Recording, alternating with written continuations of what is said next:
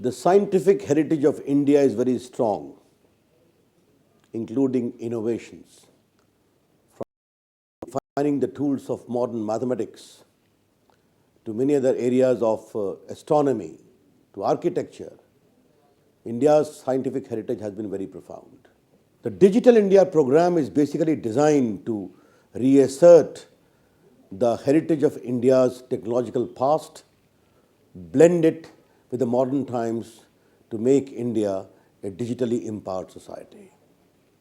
And therefore, ICEGOV movement globally and Digital India movement makes India an ideal host for the ICEGOV 2017. Through Digital India, we are creating new tools like MyGov, like common service centers, verifiable digital identity of 1 billion plus Indians, digital delivery of services, subsidy for the poor directly to their bank account. All is being done through a very judicious use of digital technology to make India an empowered society. Surely, the foundation of good governance being laid through application of digital technology is going to be strengthening the larger cause of digital governance which the ICEGOV is promoting globally.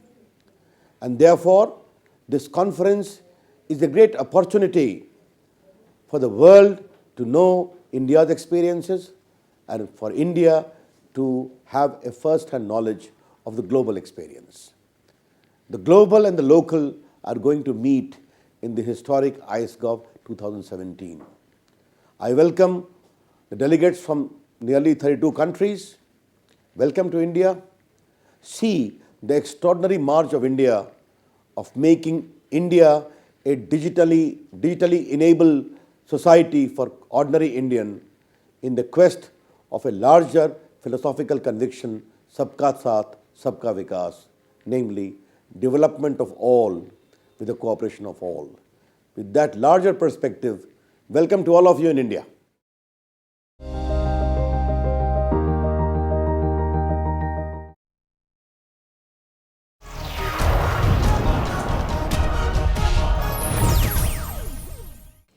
I welcome all the delegates and participants of ICEGOV 2017 to New Delhi from 7th to 9th March and wish the conference a great success. India is delighted to host ICEGOV 2017 as it has direct connections with the goals and vision of Digital India program. In fact, both ICEGOV and Digital India program aim at increasing the penetration of digital technology by bridging the existing digital divides. Digital India program understands that it is essential to build up the corresponding human capital necessary for making optimal use of the technology, while ICEGOV through its sessions brings together the brightest brains of the society to share experience and best practices for achieving the said objective. Events like ICEGOV, with their enormous reach, create a large repository of literature on ICT, and I believe this huge repository can address the issue of bridging the knowledge divide in developing nations. Digital India program is also bringing various departments of Government of India to provide transparent, timely and reliable delivery of public services to its citizens in a cost-effective manner, thereby building an inclusive society. I wish and hope that ICEGOV 2017 will bring forward endless opportunities to discuss new areas of digital inclusion and ways and means to use technology optimally for sustainable growth of the nations.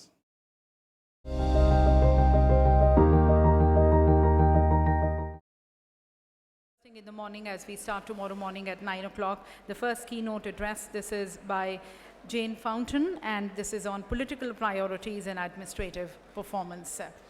The third keynote lecture is going to be again on day 2. That's planned for the second half, wherein we look into more of the technology-mediated administrative performance and development, and that comes from Geoffrey Walsham.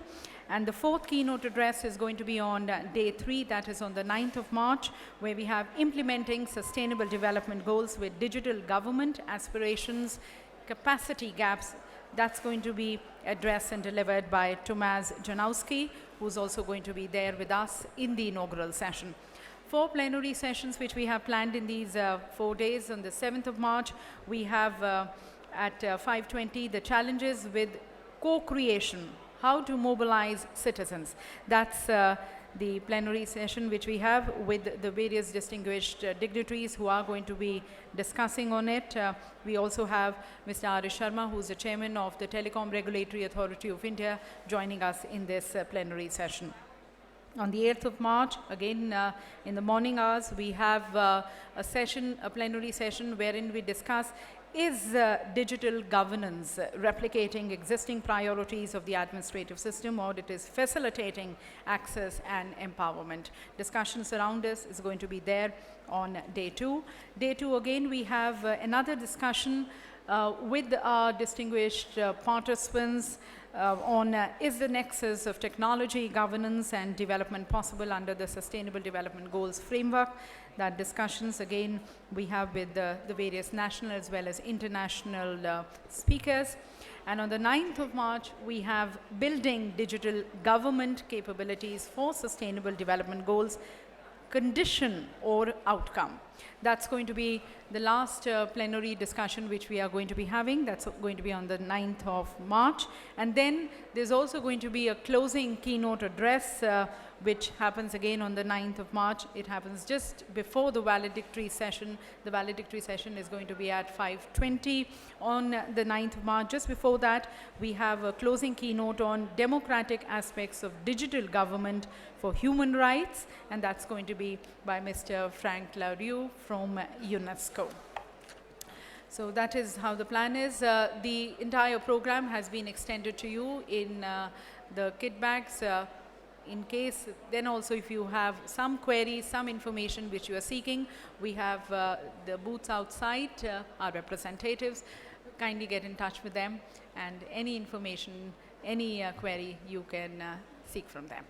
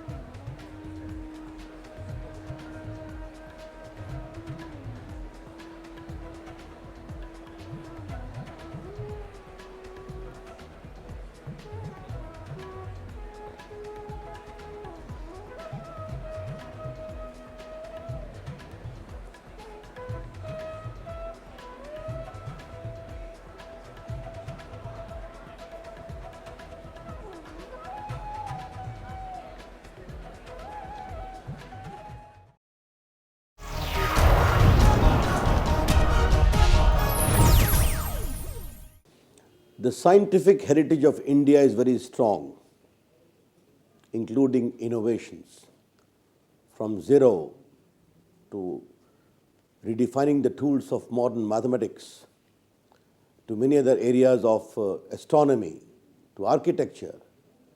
India's scientific heritage has been very profound.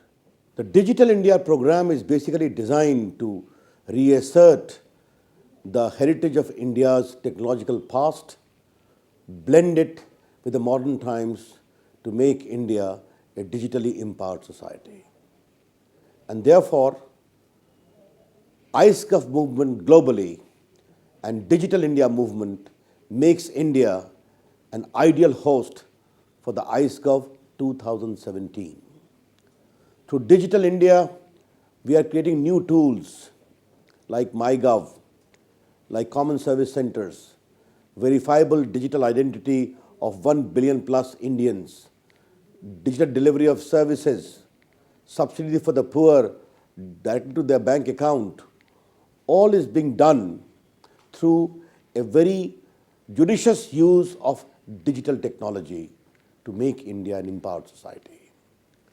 Surely, the foundation of good governance being laid through application of digital technology is going to be strengthening the larger cause of digital governance which the ICEGOV is promoting globally. And therefore, this conference is a great opportunity for the world to know India's experiences and for India to have a first-hand knowledge of the global experience. The global and the local are going to meet in the historic ICEGOV 2017. I welcome the delegates from nearly 32 countries. Welcome to India. See the extraordinary march of India of making India a digitally enabled society for ordinary Indian in the quest of a larger philosophical conviction, Sabka Saath, Sabka Vikas, namely development of all with the cooperation of all. With that larger perspective, welcome to all of you in India.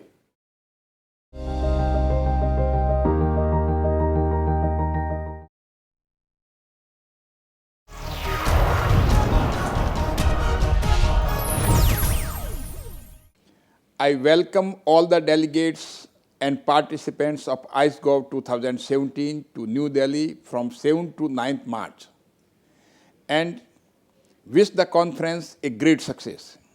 India is delighted to host ICEGOV 2017 as it has direct connections with the goals and vision of Digital India program. In fact, both ICEGOV and Digital India program aim at increasing the penetration of digital technology by bridging the existing digital divides. Digital India program understands that it is essential to build up the corresponding human capital necessary for making optimal use of the technology, while ICEGOV through its sessions brings together the brightest brains of the society to share experience and best practices for achieving the said objective. Events like ICEGOV, with their enormous reach, create a large repository of literature on ICT, and I believe this huge repository can address the issue of bridging the knowledge divide in developing nations. Digital India program is also bringing various departments of Government of India to provide transparent, timely and reliable delivery of public services to its citizens in a cost-effective manner, thereby building an inclusive society.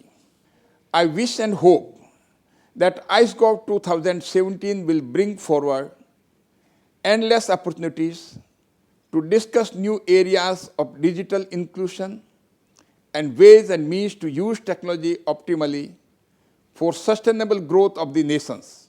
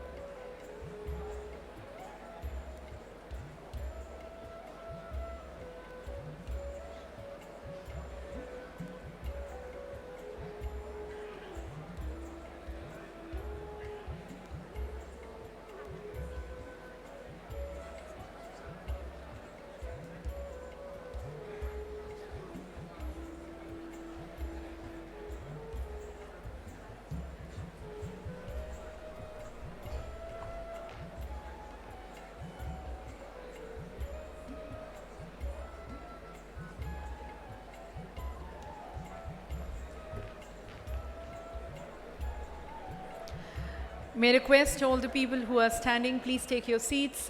People who are standing on my extreme left-hand side, kindly be seated.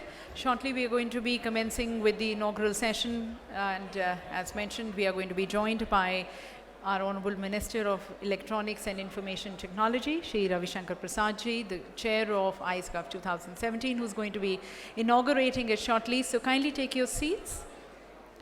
Also requesting you all to please have your mobile phones on the silent mode or on the meeting mode, please.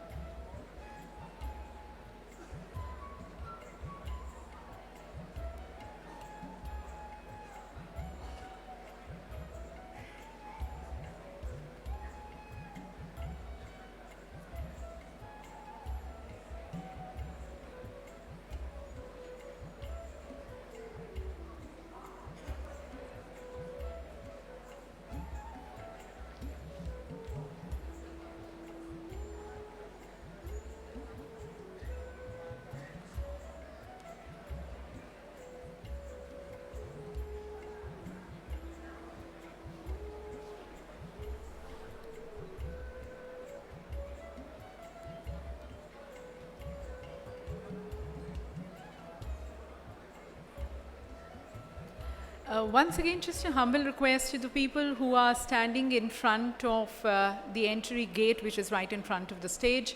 Though the gates have been closed, but people are still standing. The distinguished dignitaries are going to be escorted in the hall from that gate. Kindly make way, keep that space open, please.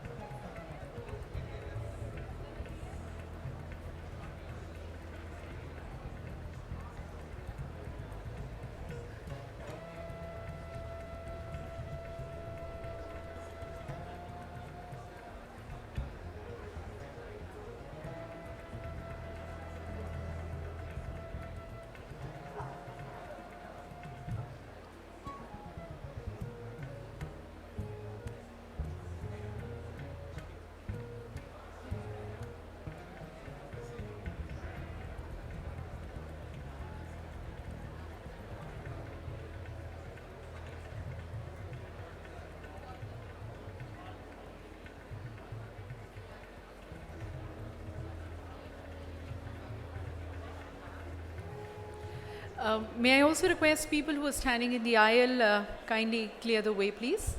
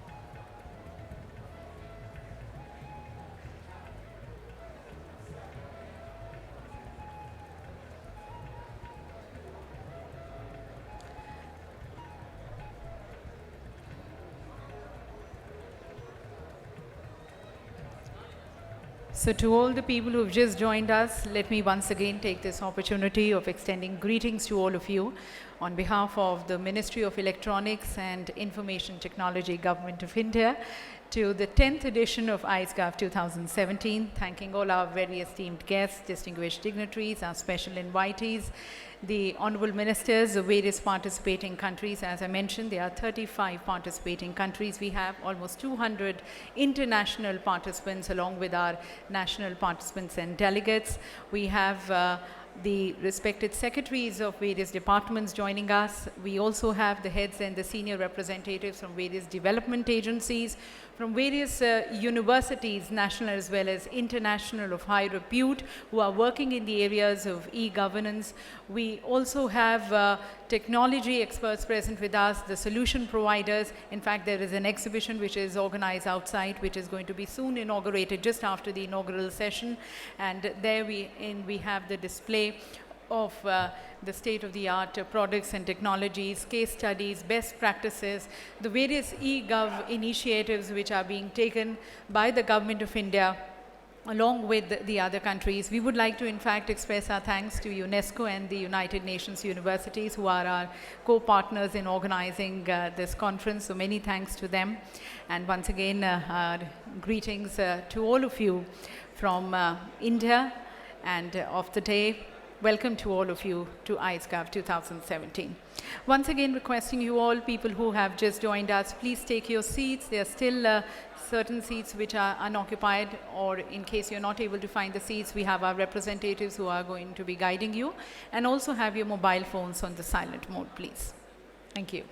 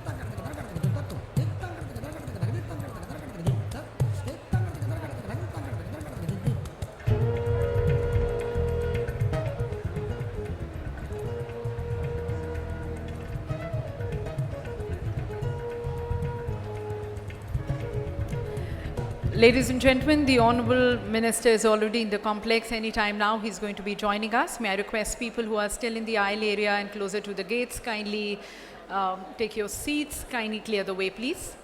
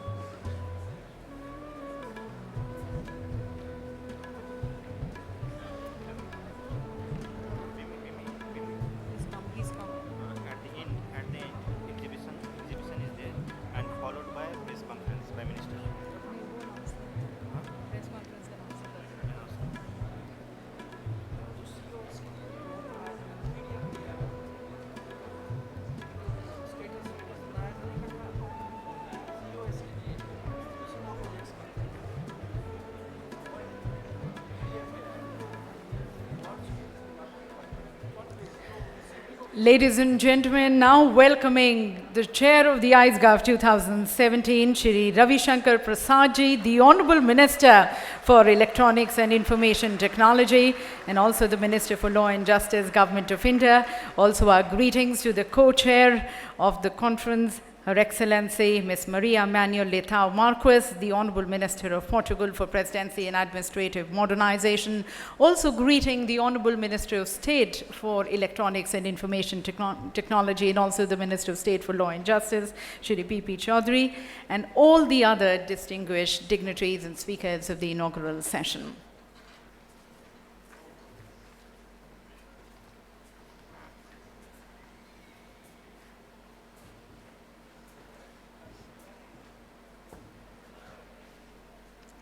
Please take your seats.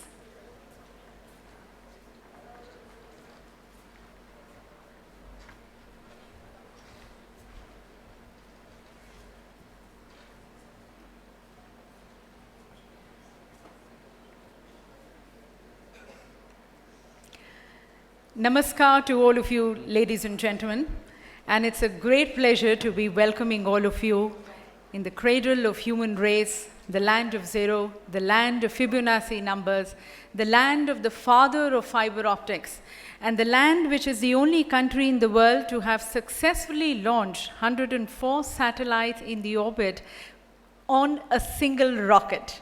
Yes, ladies and gentlemen, that's India. And that's the power of digital India, which today is in a unique position to leverage technology and globalization and to lead from the front in exploring these limitless possibilities of technology in connecting governments, businesses, the citizens across the globe, and to set a global roadmap towards digital governance.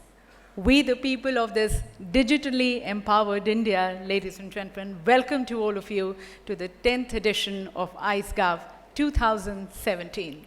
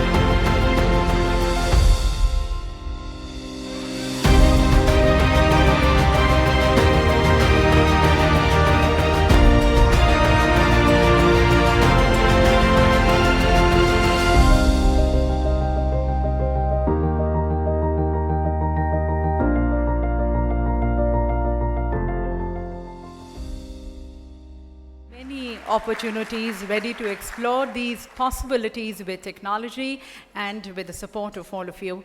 And symbolizing that is this lamp of knowledge and wisdom. So we mark the auspicious inauguration of ICEGOV 2017 by lighting the ceremonial lamp. And I would like to request the chair and the co-chair to please collectively light the lamp and mark the auspicious inauguration. And also requesting all the other distinguished dignitaries on the dais to please join in.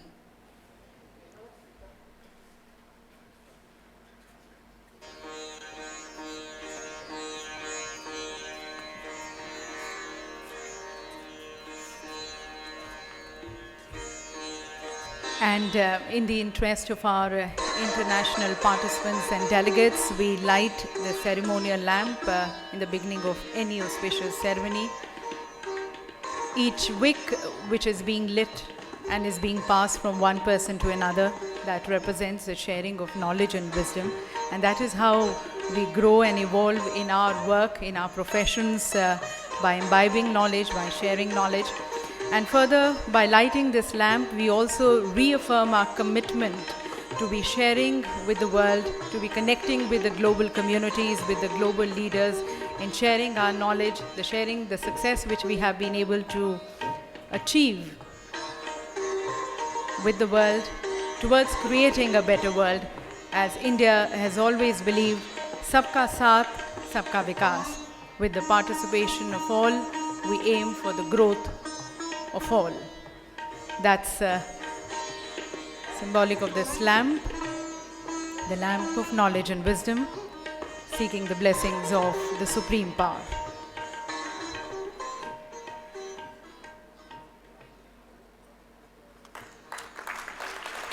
Thank you to the chair and the co-chair. And ladies and gentlemen, with this, the auspicious inauguration as per our Indian traditions and customs of ICEGOV 2017. And after having welcomed the Almighty in our thoughts and expressions, we would now like to extend our greetings to all the distinguished dignitaries here on the dais. And once again, living to our Indian tradition of Atithi Devo Bhava, that is, the guest is akin to God, we would first like to extend greetings to our special guest, the co-chair of ICEGOV 2017. Our greetings to Ms. Maria Manuel Leitão Marques, the Honorable Minister of Portugal, of Presidency and Administrative Modernization. And to welcome her, I would like to request one of the senior leaders of the Indian government, a very tall leader who is the chair of ICEGOV 2017, Honorable Minister Shri Ravi Shankar Prasad ji.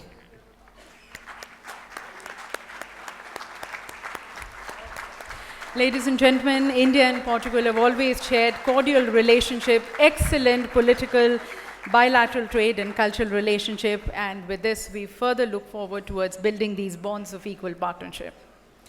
And now, ladies and gentlemen, we would like to express our thanks and extend greetings to the chair of ICEGOV 2017, our Honorable Minister, who in fact has been the chief architect and the chief orchestrator of the Digital India program as envisioned by our Honorable Prime Minister towards connecting 1.25 billion population of this country through technology and creating a society which is knowledgeable, which is empowered, which is inclusive, and which is equitable. And leading it from the front is our Honorable Minister. In fact, I would also like to mention here, ladies and gentlemen, it has been because of his leadership and his passionate commitment that today India is also the land of millennia, where we have almost 200 million youths aged between 18 and 34 coming of age on the internet and working towards transforming India. And he, ladies and gentlemen, leads this Digital India program, which is bringing about this transformation. So we thank the Honorable Minister for leading this summit also, and I would like to now request and invite Dr. Ajay Kumar, the Additional Secretary, to please accord a floral welcome and good greetings on behalf of everyone present here to the chair of ICEGOV 2017.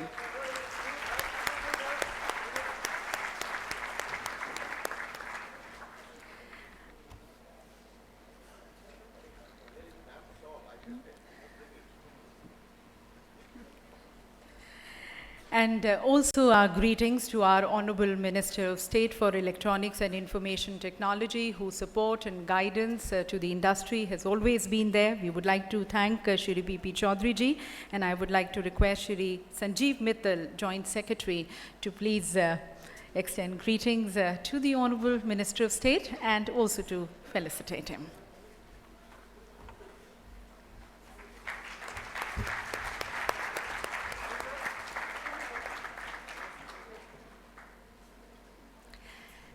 May I now also to present the shawl. Thank you.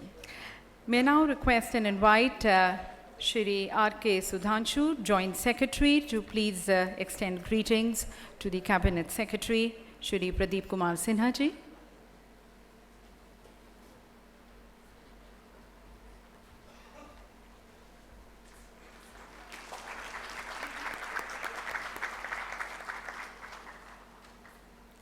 Our greetings now to Ms. Aruna Sundarajan, respected Secretary, and to extend greetings, I would like to request and invite the President and the CEO of the National E-Governance Division of the Ministry of Electronics and Information Technology, respected Ma'am S. Radha Chauhan, to please welcome respected Secretary.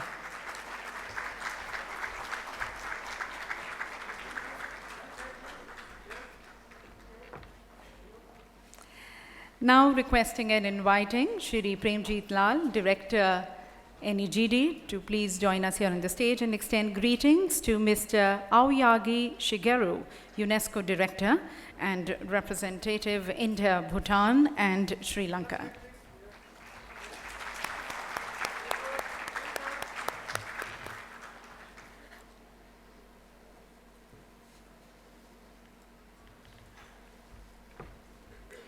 May now request Shri Vinay Thakur, Director NEGD, to please join us here on the stage and extend greetings and welcome Mr. David M.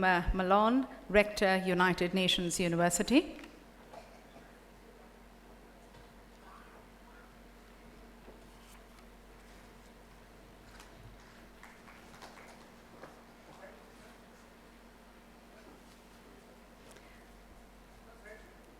Ladies and gentlemen, very distinguished leaders joining us to extend their views. We extend our greetings and thank them for gracing the occasion. And now inviting Ms. Gitanjali Agarwal, the Senior Consultant at NEGD, to please extend greetings to Mr. Tomasz Janowski, ICEGOV Series Coordinator, and also he is the founder and the coordinator of ICEGOV.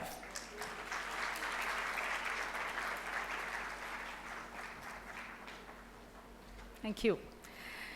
So now, ladies and gentlemen, we open the doors to these discussions and deliberations, and at the very outset, I would like to request respected Secretary, Ms. Aruna Sundarajan, for her opening remarks and also for her welcome address.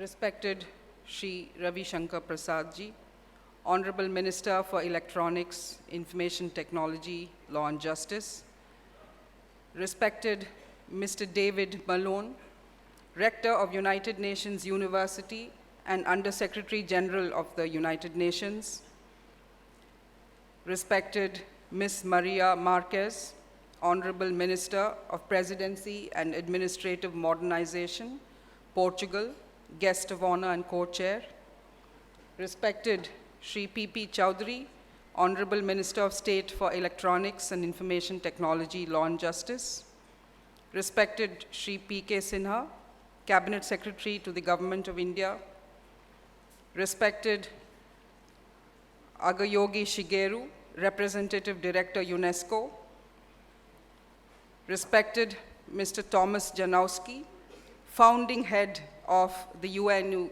ICEGOV and the ICEGOV Coordinator, my colleague Srimati Radha Chauhan, CEO, National E-Governance Division, honorable guests, ladies and gentlemen, Namaste.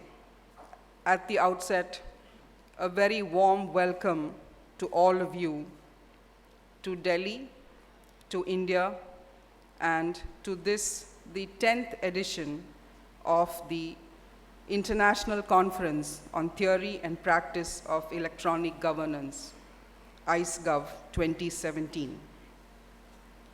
I am particularly delighted to welcome all our international partners, UNESCO and the UN University, distinguished academics from over 30 countries, our partners from industry, NASSCOM, Intel, Microsoft, our knowledge partners from Amrita and KPMG, UNICEF, colleagues from the Government of India, the various ministries, regulatory bodies, colleagues from the state governments representing the various states of India, and media. The ICEGOV 2017 is the product of almost a year's effort. A year of engaging the world's stakeholders, the wealth of experience that these stakeholders bring, and the leading expertise available across the world in the area of e-governance, a field that has by now become central to how governance is conducted everywhere. Each country, each region, each stakeholder brings their own unique and rich experience to this field.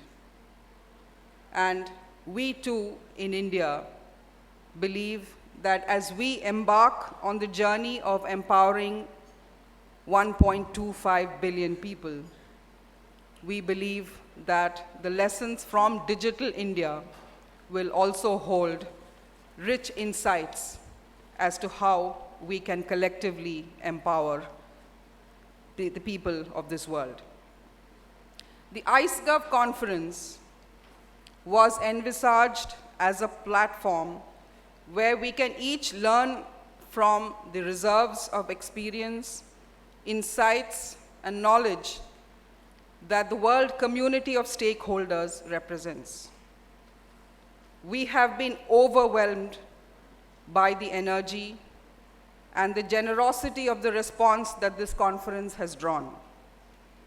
Today, I am delighted to mention that we have participation from over 60 countries.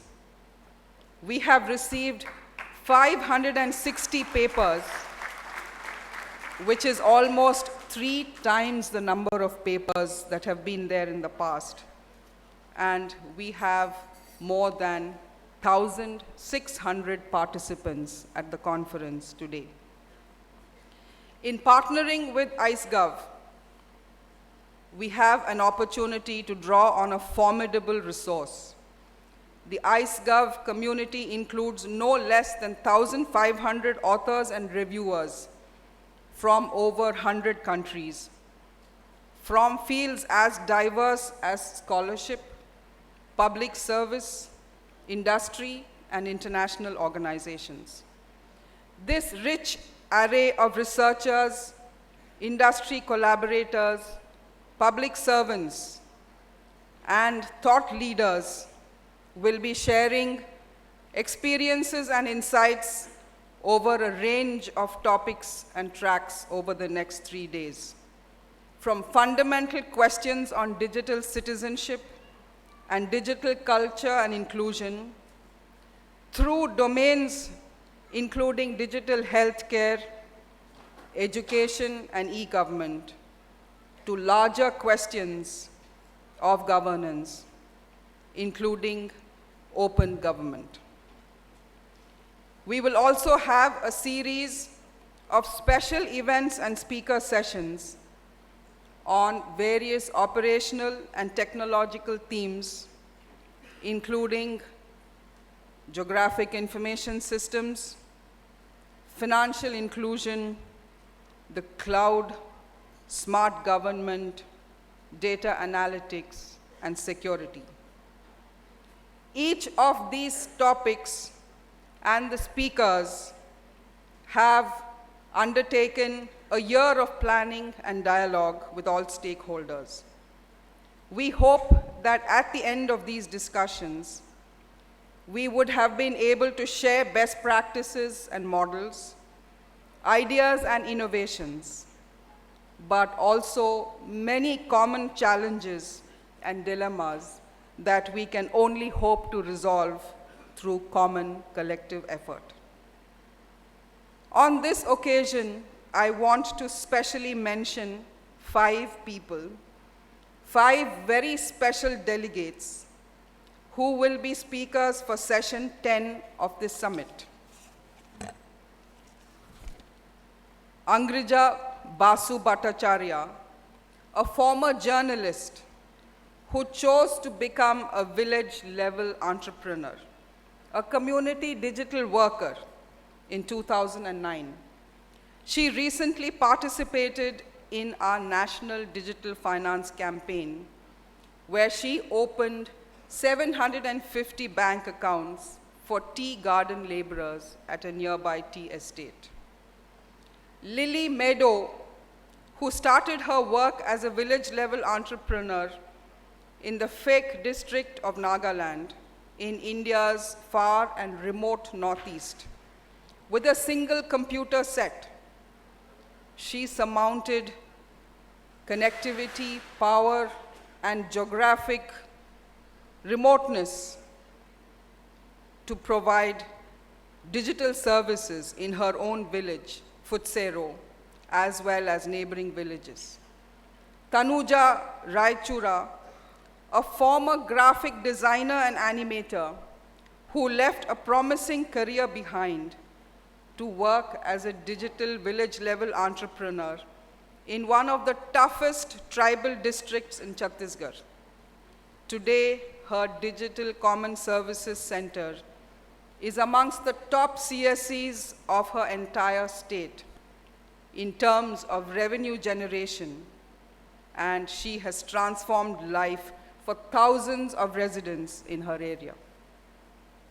Priyanka Bali, a former technical specialist at Dell India, who left her multinational career behind to launch her work as a digital village-level entrepreneur 2 years ago.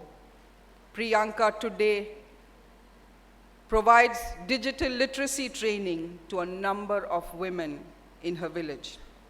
And finally, Sadhana Sharma, a mother of two, a former electronics engineer and teacher, who set up her Digital Common Service Center in India's heartland, Moradabad, and also India's largest state in 2015. She started with 4 computers. Today, her center has 40 computers. She provides employment to a dozen people, and she has a large number of women who are employed with her. I mention these 5 ladies because they represent the spearhead of India's Digital India program. They are providing the energy and the impetus to an effort that I say without, I believe, any exaggeration, an effort that aims to do no less than change the course of India's development. Through Digital India, launched by this government, we aim to mobilize one of the world's largest pools of digital talent that today leads in providing software services to the rest of the world.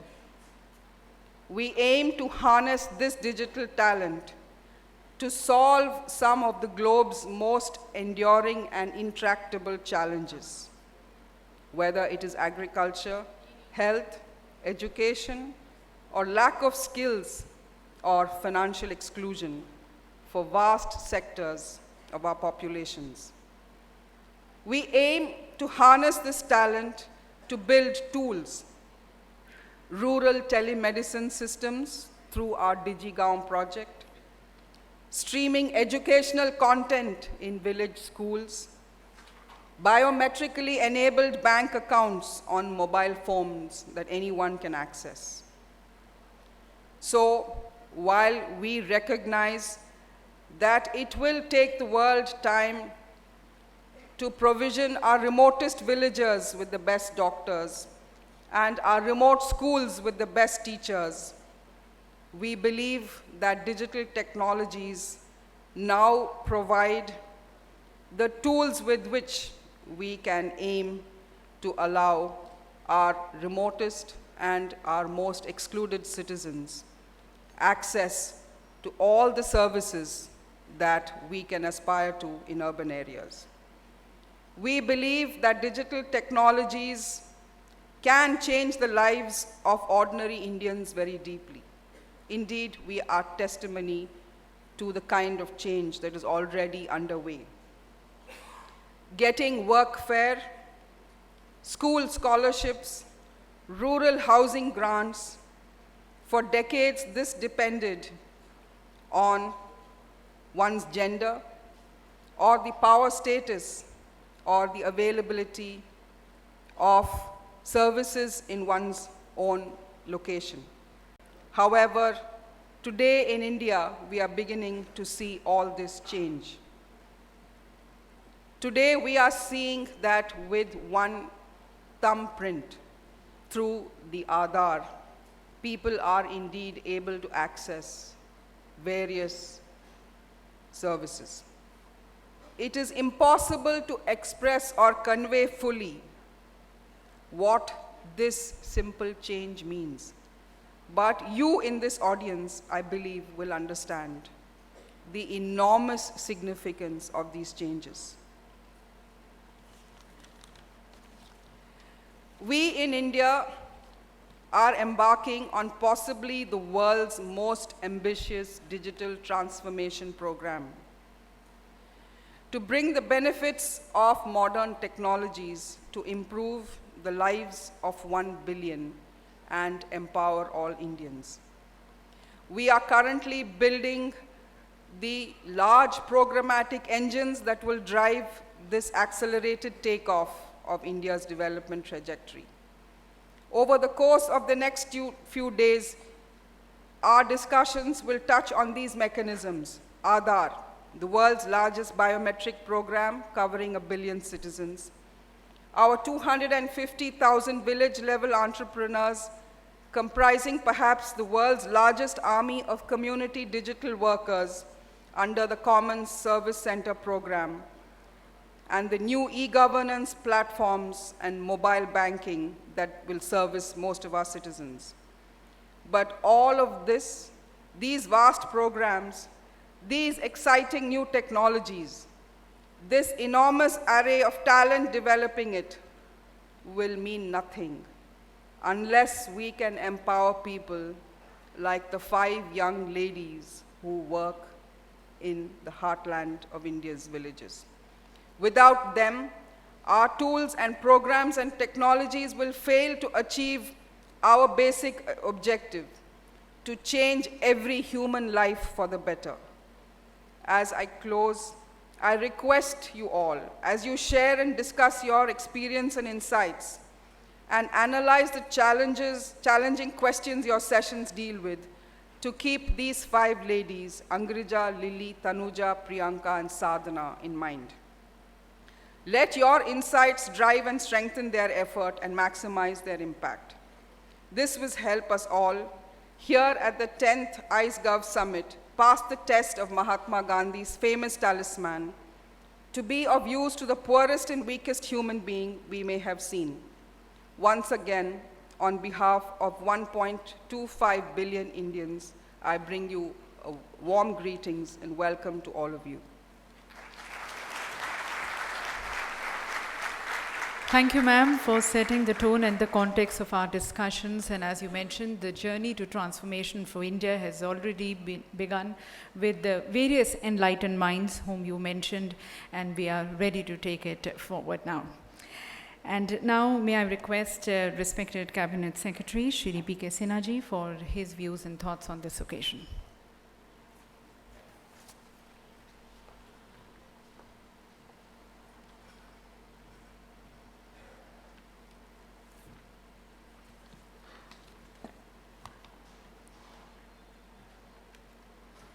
Co-chair of this conference, Honorable Minister for Electronics and IT, Government of India, and Minister for Portugal, Honorable Minister of State for Electronics and IT, Government of India, dignitaries on the dais, distinguished invitees, ladies and gentlemen. Really happy to be here on the occasion of this international conference on the theory and practice of electronic governance, or e-governance as it is popularly known as. While I don't know much about the theory of e-governance, but I'm certainly familiar with the practice of e-governance and its multiple benefits as a tool for transparent and effective delivery of public services to the citizens at large. While on the one hand, it enables us to target the beneficiaries and eliminate the middlemen, on the other, it ensures that the benefits are not misutilized. In a country of our size and population, it is particularly relevant as it enables us to reach out to millions of people simply by the click of a button. India has emerged as a global leader in the field of information technology. What better proof of this than the fact that today both Microsoft and Google are being driven by Indians. Sundar Pichai at Google and Satya Nadella at Microsoft. In fact, information technology has been a major contributor to the Indian growth story. The government is according a very high priority to the Digital India program, which will serve as the backbone for promoting e-governance in the country.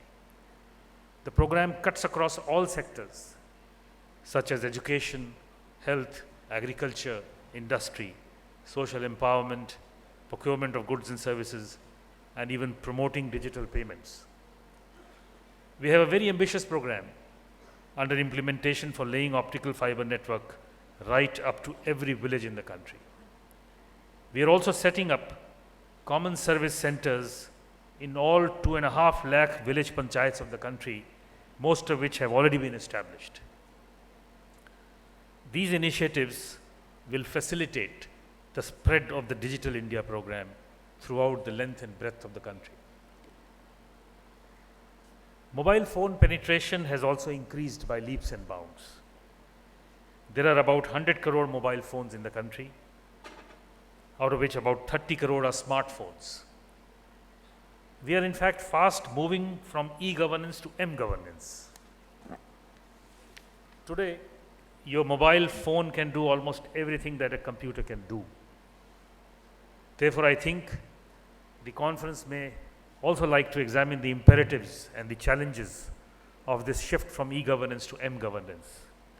I believe that the word e-governance may soon be forgotten, and we will be talking of m-governance. Another area which requires serious attention is cybersecurity. With the extensive usage and application of e-governance, we need to adopt foolproof measures to ensure the safety and security of our IT systems. I hope the conference will be focusing on this important issue as well. With these words, I congratulate the Ministry of Electronics and Information Technology, Government of India, for having organized this conference in association with UNESCO and the United Nations University, and thank them for having invited me. I'm sure that the deliberations planned over 3 days will turn out to be extremely useful. Thank you. Jai Hind. Thank you, sir, for your constructive views and guidance towards the success of digital governance. And ladies and gentlemen, as many of you might be aware, that ICEGOV is actually a United Nations conference with an international development focus. There has been a lot of thought, in fact, which went behind organizing this series. So I would like to now request and invite the founder and the coordinator of ICEGOV, of the ICEGOV series, requesting and inviting Mr. Tomasz Janowski for his thoughts on this occasion.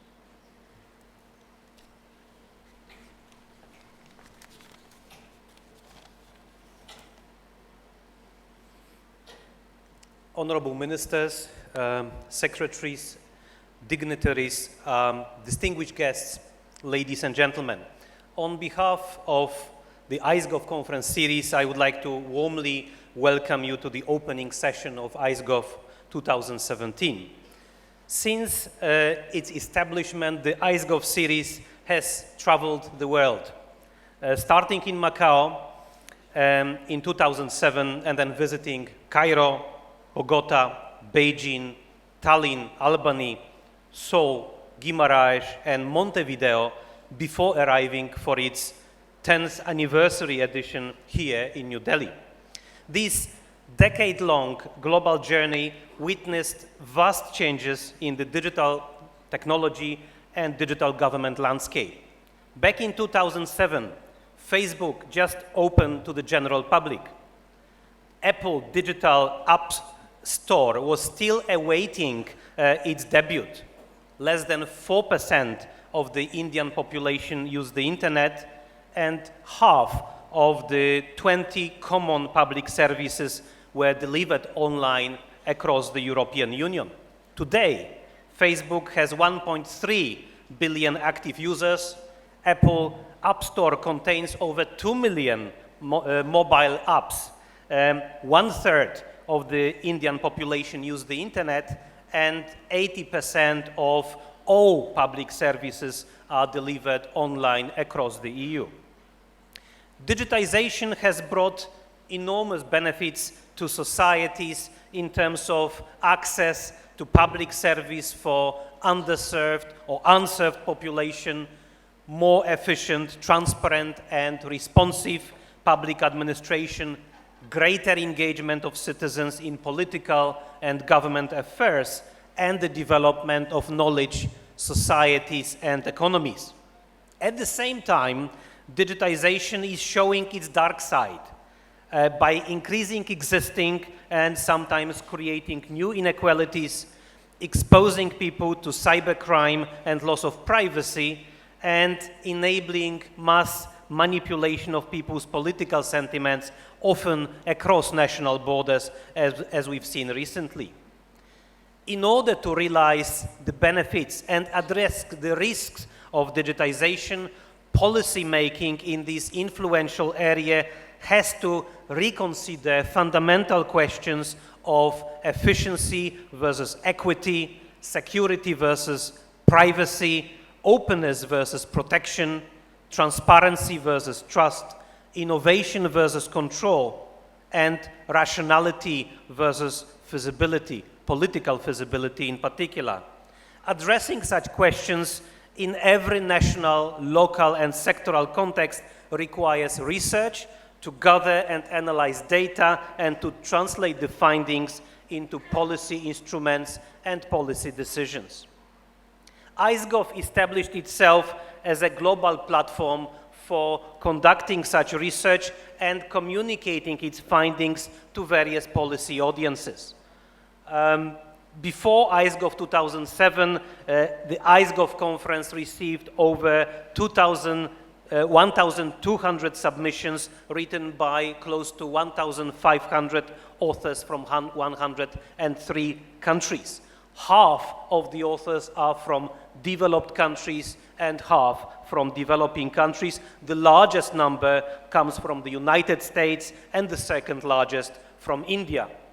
I mean, the statistics will inverse. The statistics will clearly inverse after ICEGOV 2007, and it will be very hard to beat the Indian contribution to the conference after the 10th edition in New Delhi. The number of authors, very importantly, includes 2/3 of researchers and academics and 1/3 of policymakers and government officials. Remarkably, ICEGOV 2007 received the largest ever number of submissions, 562, written by 1,061 authors from 61 countries, as the Secretary already mentioned, and the result more than triples the number of submissions for the second largest ICEGOV edition. On behalf of the ICEGOV conference series and the ICEGOV community, I would like to express my sincere thanks to the patron of the conference, the Ministry of Electronics and Information Technology, and to the local organizers, Digital India and the National E-Governance Division, for outstanding commitment, hospitality, and effort put into organizing the conference. My special thanks go to Sri Ravi Shankar Prasad, Honorable Minister of Law and Justice and Electronics and Information Technology, Government of India. Sri Mati Aruna Sundarayan, Secretary at the Ministry of Electronics and Information Technology. Sri Mati Radha Chauhan, President of the National E-Governance Division and the Conference Organization Chair, and the entire team from India, including Deepinder Singh, Gitanjali Argaval, and others, for many months of intensive work.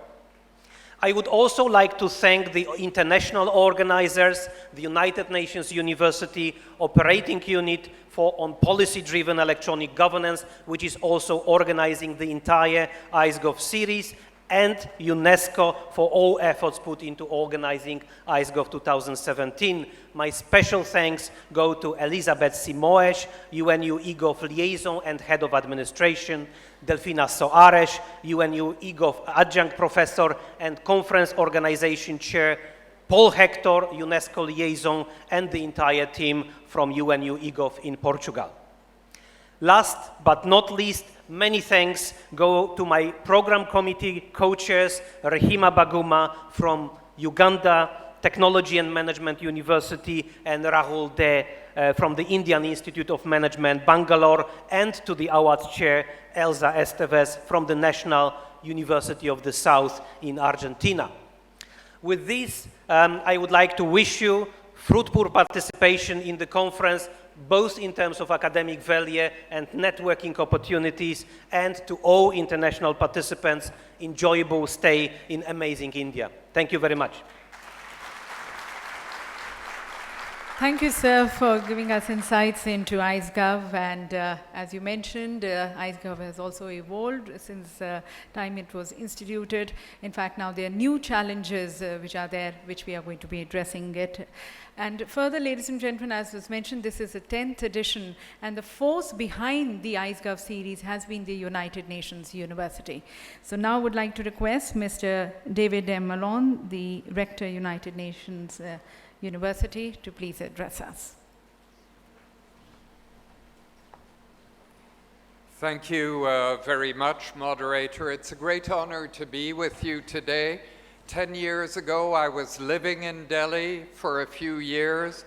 An encounter with India is a life-altering experience in the best way, and I hope that the international delegates who are attending the conference will have an opportunity to see more of it while they're here, or will come back to it in the future.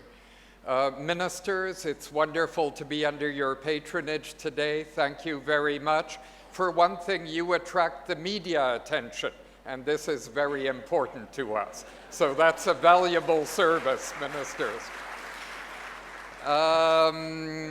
I do want to thank the President and CEO of the National Government E-Governance Division, Radha Chauhan, who has been a simply fantastic partner in organizing this meeting. Organizing a meeting of this size is a challenge, a very large challenge.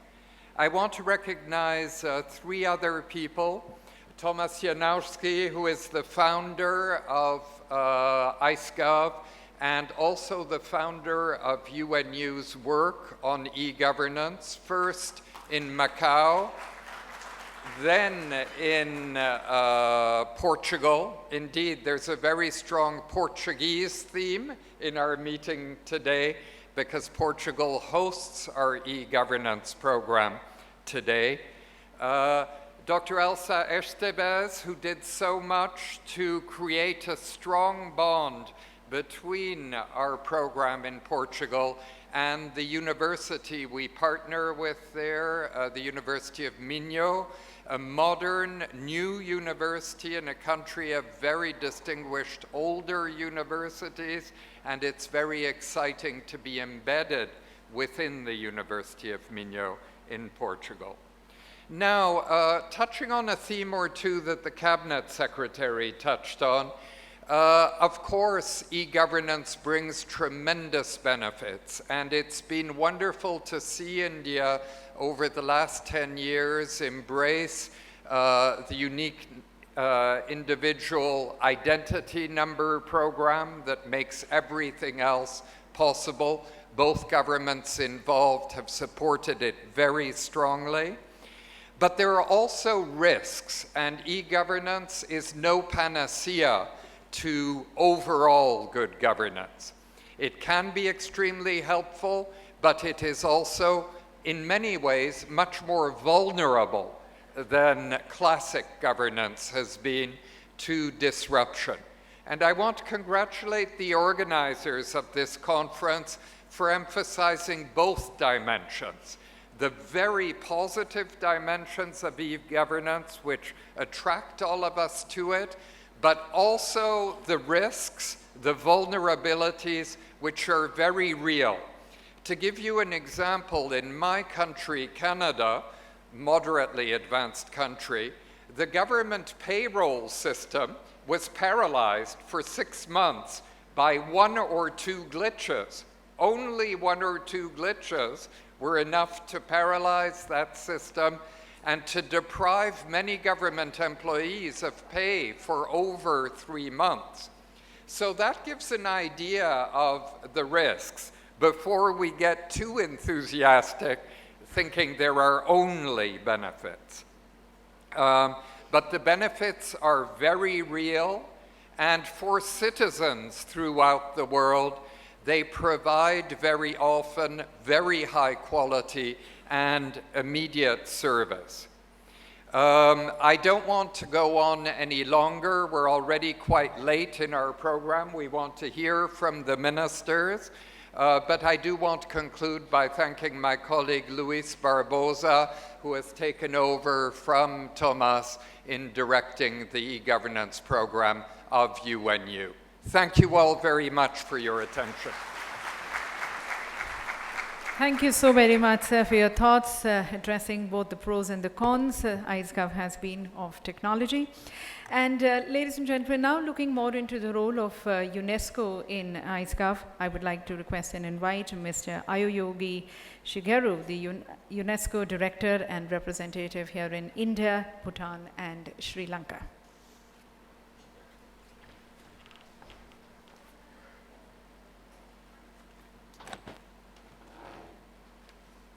Honorable Minister of Law and Justice and Electronics and Information Technology, Government of India, Shri Ravi Shankar Prasad. Honorable Minister of Presidency and Administrative Modernization, the Government of Portugal, Madame Maria Manuel Leotão Marques. Honorable Minister of State, Ministry of Electronics and Information Technology, Government of India, Shri P.P. Chaudhary. Secretaries, dignitaries on the dais, and ambassadors, distinguished guests and participants. It is my great pleasure to say a few words on the occasion of the opening of this very important and relevant conference on behalf of our Director General of Information and Culture of UNESCO, Mr. Frank Laroux, who could not attend this morning session, but who will be able to be with us for the sessions later today. I wish to thank, on behalf of UNESCO, the organizers of the conference, the Government of India, the Government of Portugal, and United Nations University for organizing this 10th edition of ICEGOV.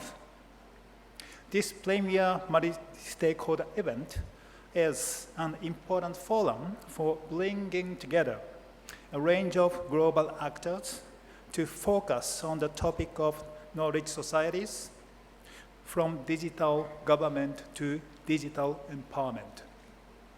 For UNESCO, this conference is an important occasion to develop new partnerships and renew efforts and commitment to the shared task of building knowledge societies.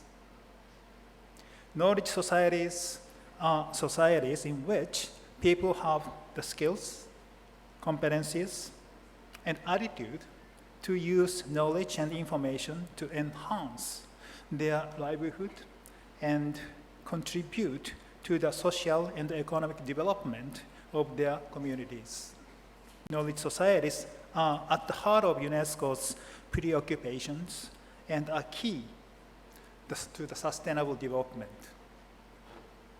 Electronic governance systems have a crucial role in enhancing access to public services, sharing and connecting societies the information and knowledge, such as information in the public domain and knowledge embedded in national systems and processes. However, achieving digital empowerment and the full participation of citizens in governance requires more than infrastructure.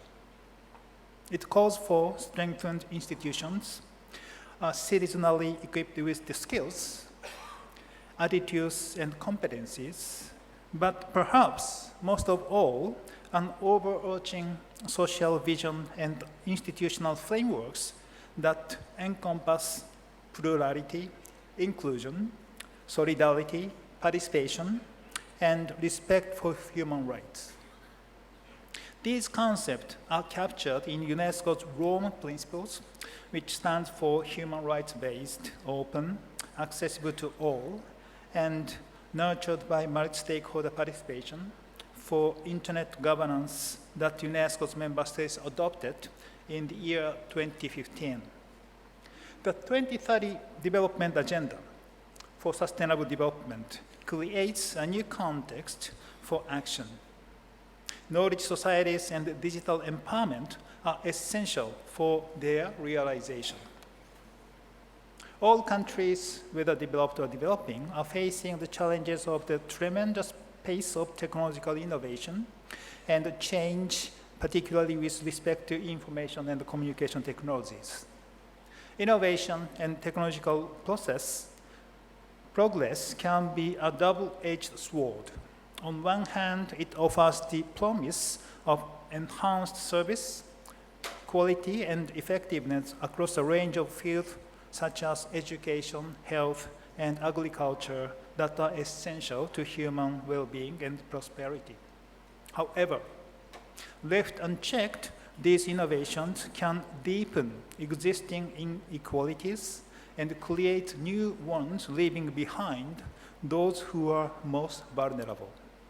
Women and girls, youth, people with disabilities, persons in conflict and disaster-prone areas, ethnic and linguistic minorities, and other marginalized groups in all societies. So, we cannot just invest in technology or give free rein to innovation, rather than we must also consider and address their ethical and societal dimensions. Technology by itself does not empower. Its use and content does, so we must, above all, invest in individual women and men, in their human rights and dignity. And we must invest in institutions that promote the rule of law. We therefore salute the government of India and the government of Portugal for their pioneering efforts, commitment, and leadership in promoting national electronic governance strategies based on holistic approaches. Strategies that address human capacity building, the strengthening of institutions crucial for ensuring human rights, equitable and inclusive participation are central to sustainable decision-making and governance processes. We look forward to learning more from these and other rich experience from you all. In closing, I'd like to underline our gratitude to ICEGOV and the ICEGOV community for their collaboration with UNESCO's Intergovernmental Information for All program. This has led to the publication of the 2 volumes. One is the Knowledge Society's Policy Handbook, and the other is the Knowledge Society's Policy Library. This ambitious project seeks to provide policy guidance and resources to support member states in developing their knowledge society strategies and frameworks. We look forward to continuing this important endeavor and invite others to join this initiative. Once more, UNESCO welcomes the opportunity to deepen its participation in the ICEGOV conference series and continue to work closely with other like-minded partners like you to create enabling environments to support inclusive knowledge societies and digital empowerment for sustainable development. I wish all the best, and then I would like to listen to you. UNESCO would like to listen to your deliberations during the course of these 3 days. I thank you very much for your attention. Thank you, sir, for highlighting the pronounced role which UNESCO is playing towards promoting e-governance and through that creating a more holistic growth and evolvement of our societies, our people and planet. And now requesting and inviting the co-chair of ICEGOV 2017, Her Excellency, Ms. Maria Manuel Leitão Marques, the Honorable Minister of Presidency and of Administrative Modernization, Portugal, for her reflections.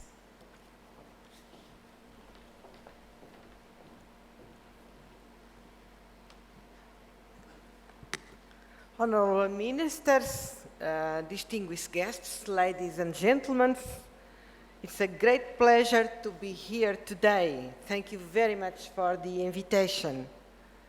And let me start by saying, great minds do not think alike. ICEGOV is proof of that. People come here from all over the world, from different countries, different cultures, and different experiences. None of them thinks alike. And I think it's safe to say that all of you are great minds. We are here today to discuss the use of technology to transform the work of government and its relationships with citizens and businesses. We are here today to improve public governance and its contribution to public policy and development.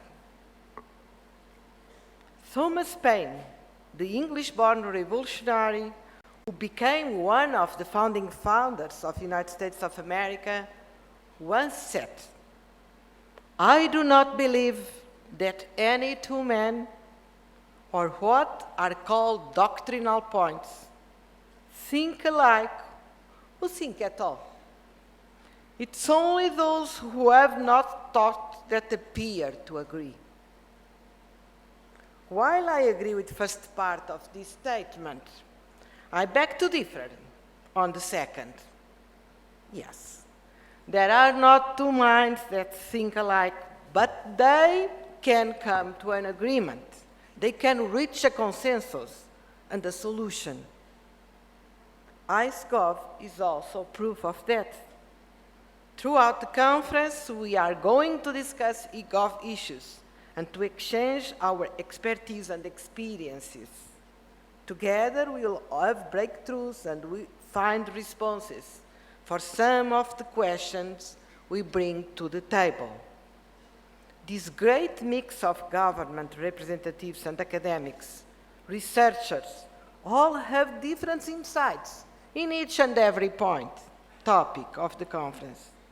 Together, we'll be able to push eGov boundaries and to create new ways to reach what we all have in common, our main goal. So, what is that? What is eGov goal? What is our main goal? I ask this because sometimes technology may seem an end on its own, and it is not.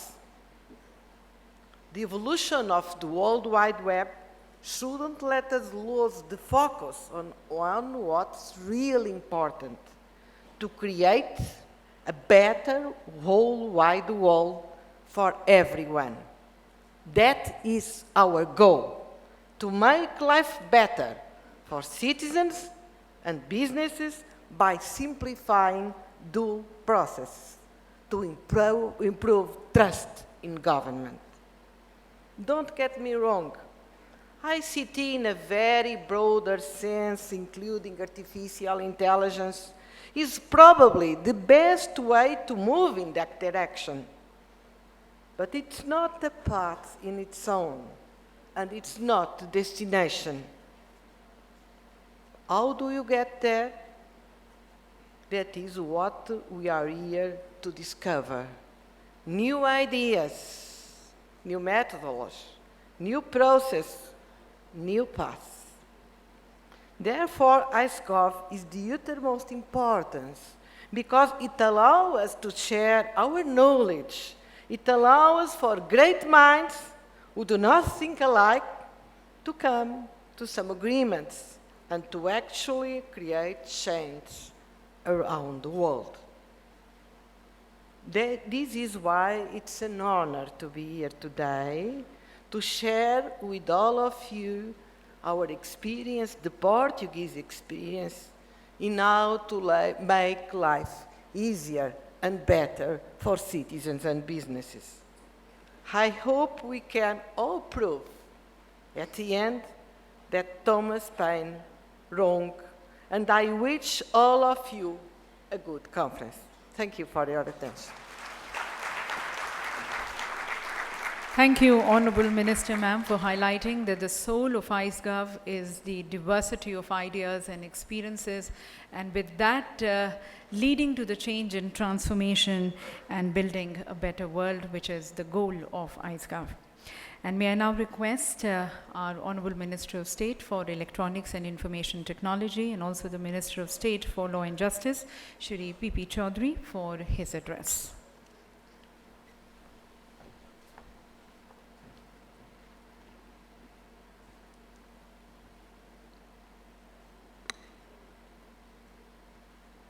Honorable Minister of Electronics and IT, Law and Justice, Shri Ravi Shankar Prasad ji, Honorable Minister of Presidency and Administrative Modernization, Portuguese Government, Ms. Maria Manuel Leto Marques, Cabinet Secretary to Government of India, Shri Pradeep Sinha ji, Secretary Minister of Electronics and IT, Government of India, Madam Aruna Sundararajan, distinguished dignitaries on dais from UNESCO, United Nations University and ICEGOV, distinguished experts and functionaries of e-governance from India and all across the world, distinguished delegates from the industry and academia, President and CEO NEGD Srimati Radha Chauhan, and friends from print and electronics media. I welcome you all at the 10th International Conference on Theory and Practice of Electronics Governance. Government of India, especially my ministry, MIT, is extremely delighted and proud to be the host of such prestigious global event. Friends, it is matter of great pride for us that this year's theme of ICEGOV conference, Building Knowledge Societies from Digital Government to Digital Empowerment, touches at the very core of the Digital India program of the Government of India, which is a vehicle for fructifying our Honorable Prime Minister, Shri Narendra Modi's vision of Sabka Saath, Sabka Vikas, that is collective efforts, inclusive growth, and mission of minimum government and maximum governance. In a country as vast and diverse as India, a population of around 830 million out of a total population of 1.25 billion lives in rural areas. The citizens living in these areas are served by more than 260,000 institutions of self-governance known as village council or Gram Panchayats. Digital India, one of the marquee programs of the Union government, aims at bringing about a digital revolution in the country, especially in rural India. The father of nation, Mahatma Gandhi, famously said, India lives in her villages. I would like to envision the same in front of this august audience. Friends, the Digital India program lays significant thrust on creating robust digital infrastructure across the country. Under the ambitious BharatNet project, the Government of India has aimed to create high-speed internet networks across each of the 260,000 Gram Panchayat by the end of 2018. This shall be further taken to every household through Wi-Fi hotspots, further for citizens in rural and remote locations. With limited access to computers, mobiles or internet, government has involved village-level entrepreneurs to man common service centers with a view to provide e-services of the government to such citizens including banking, insurance, PAN card, Aadhaar, passport, bill payments, railway reservation, skill development, etc. at negligible or no cost. Friends, through ubiquitous digital infrastructure, the Government of India aims at ensuring efficient delivery of digital services to its citizens on demand in most cost-effective and time-bound manner possible. For ensuring transparent and effective delivery of services to the citizens, the Government of India has leveraged the Aadhaar platform. In Hindi language, Aadhaar means foundation. This platform has given biometric-based digital identity to around 1.12 billion residents in India till date. The Aadhaar platform, coupled with over 270 million Jan Dhan bank accounts and over 1 billion mobile phones, with over 35% of them being smartphones, has created a gem, trinity, that is Jan Dhan, Aadhaar, mobile, forming the edifice for effecting a digital revolution. As on date, around 84 schemes of government are using Aadhaar, which has prevented pilferage of subsidies worth USD 5.4 billion. When all the 500 plus schemes of government are brought under Aadhaar, yearly savings due to targeted delivery alone would be in the range of USD 11.25 billion. Further, through one of the largest citizens' engagement platform in the world, MyGov, short for My Government, citizens are being actively engaged in the process of policy formulation and implementation. Thus, by ensuring the robust penetration of a wide gamut of digital services, the Digital India program envisages the digital government empowerment of the citizens. To this effect, a digital literacy mission has been undertaken by my ministry, MIT, which has trained over 8 million people across the country till date. An ambitious drive focusing rural areas and targeting digital literacy for 60 million households within the next 2 years is being initiated. Such efforts aim to bridge the divide between the haves and have-nots, using technology leading to holistic empowerment of citizens across all strata of the society. This would bring about a government of the people, for the people, and by the people in the truest sense. Friends, the empowerment of the citizen in rural India also depends on providing quality support in 3 critical focus areas of the rural society and economy, namely health, education, and agriculture. The government of India has taken a significant strides in these areas in the last 2.5 years. If we look at our country's public healthcare system, government has taken a number of initiatives such as e-hospital, hospital information management system, online registration system, e-OSDI, as well as e-blood bank for citizens at the bottom of the pyramid. However, there is a need to further innovate to provide cheaper technological solutions using technologies such as artificial intelligence.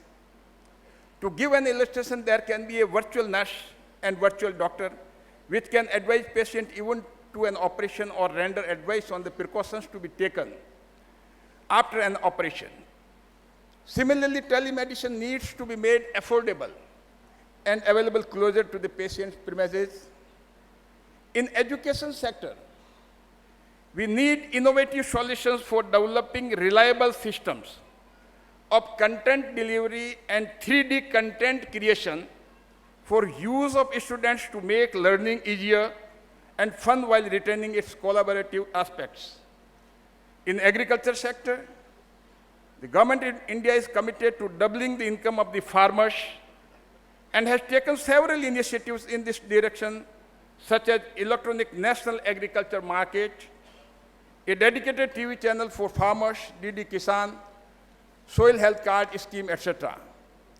However, there is need to further innovate and provide low-cost technologies that assist in preserving organic purity and medicinal benefits of the agricultural produce, preventing contamination and adulteration. For bringing about a rural renaissance through technology, in the Union Budget 17-18, Government of India has announced a DG Gaon, that is Digital Village, initiative to provide telemedicine, e-education, and skills through usage of digital technology across the country.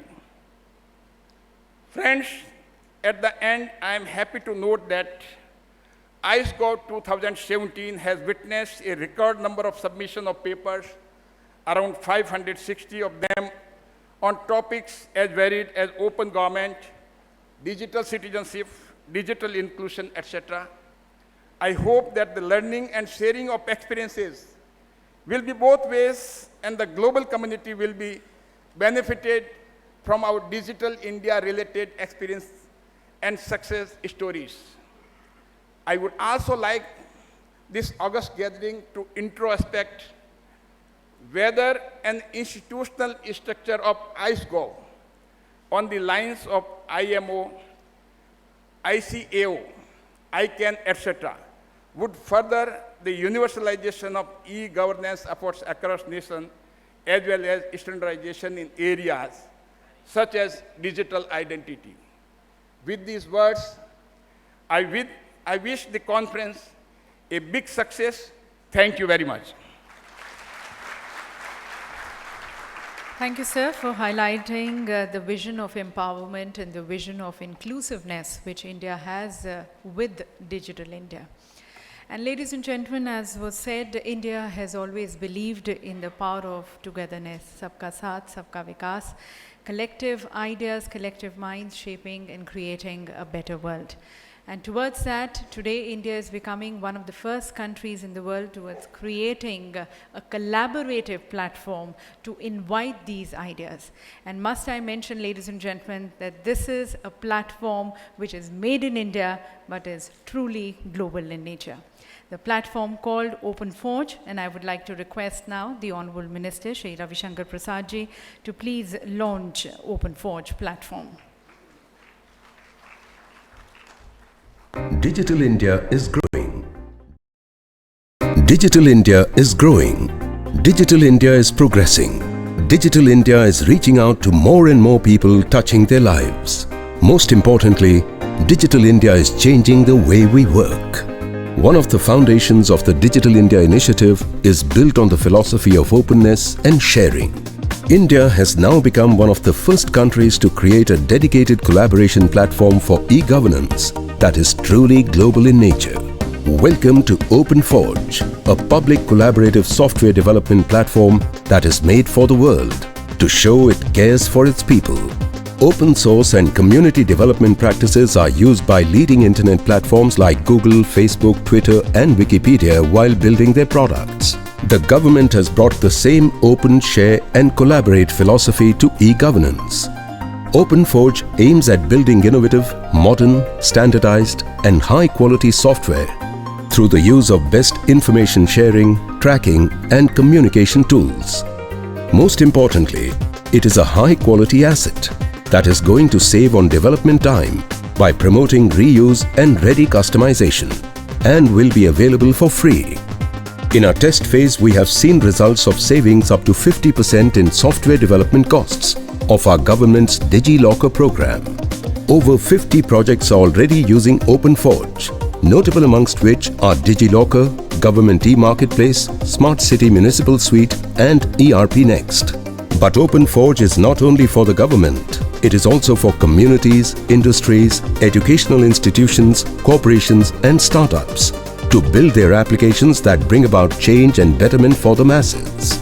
Even the global community can reuse the resources available on our Open Forge platform and help transform the lives of millions across the world. Welcome to Open Forge. Build together. Grow faster. By the Government of India towards connecting governments, businesses and citizens across the globe. And we all are aware of the Sustainable Development Goals, but for them to be met, it is necessary that the national vision translates into strategy with effective milestones for implementation. And as far as India's Digital India program is concerned, it resonates with the Sustainable Development Goals. So we are now ready to share it with all of you. We have now the launch of the Digital India Global Roadmap, and once again requesting our Honorable Minister to please launch it. A vision without a goal is incomplete. A goal without commitment is not a mission. This is a part of our commitment to the mission of Digital India. one that transforms the lives of 1/6 of the world's population. A transformation that empowers us to share our experiences with the world. As the world begins the implementation of the United Nations 2030 Agenda for Sustainable Development, India, being a signatory, has already taken the lead with its Digital India initiative. Our achievements under the Digital India program are focused on digital infrastructure, services, and empowerment, which are directly linked to the building blocks of the Sustainable Development Goals that aim to end poverty and hunger, improve health, provide quality education, and create a cleaner, safer environment. Digital India projects like Aadhaar, which provide a digital identity to everyone, MyGov, which encourages collaboration amongst the government, industries, and citizens, common services centers that are providing multiple essential services to citizens, Mission on Agriculture and Public Distribution System, which aim at food security. Achievements like these have given us the conviction to lead and share our knowledge, experience, and capabilities with the world. This is our commitment. This is our mission. This is the Digital India Global Roadmap for a better India, for a better world. Also have the release of the document, once again requesting the Honourable Minister to please release the document entitled Digital India Global Roadmap. This document, ladies and gentlemen, highlights the performance and the prospects for Digital India to exemplify India's enhanced global role and share its working model for the achievement of Sustainable Development Goals. This document will serve as a reference guide to policymakers for optimally using technology for solving social, economic, and environmental problems of societies. It also shows the roadmap to collaborate on multiple fronts, namely leveraging successful Digital India projects, also sharing experiences, best practices, and capacity building through global institutions. And we hope that this is going to be helping to come together, better together, working towards achieving the Sustainable Development Goals much before the target of 2030. And ladies and gentlemen, as you heard from our speakers, the aggressive efforts which India has been taking towards transformation through digital governance, whether it is through Aadhaar or DigiLocker or digital payments, and now that GST is going to be now rolling in, India today is definitely in a position to showcase to the world the success which it has been able to achieve towards this transformation. So we now have the keynote address on From Digital Empowerment to Sustainable Development, Lessons from India. And this keynote address, ladies and gentlemen, is by the Sutradhar and the Vastukar of the Digital India program, our Honourable Minister. I would like to request Shri Ravi Shankar Prasad ji for the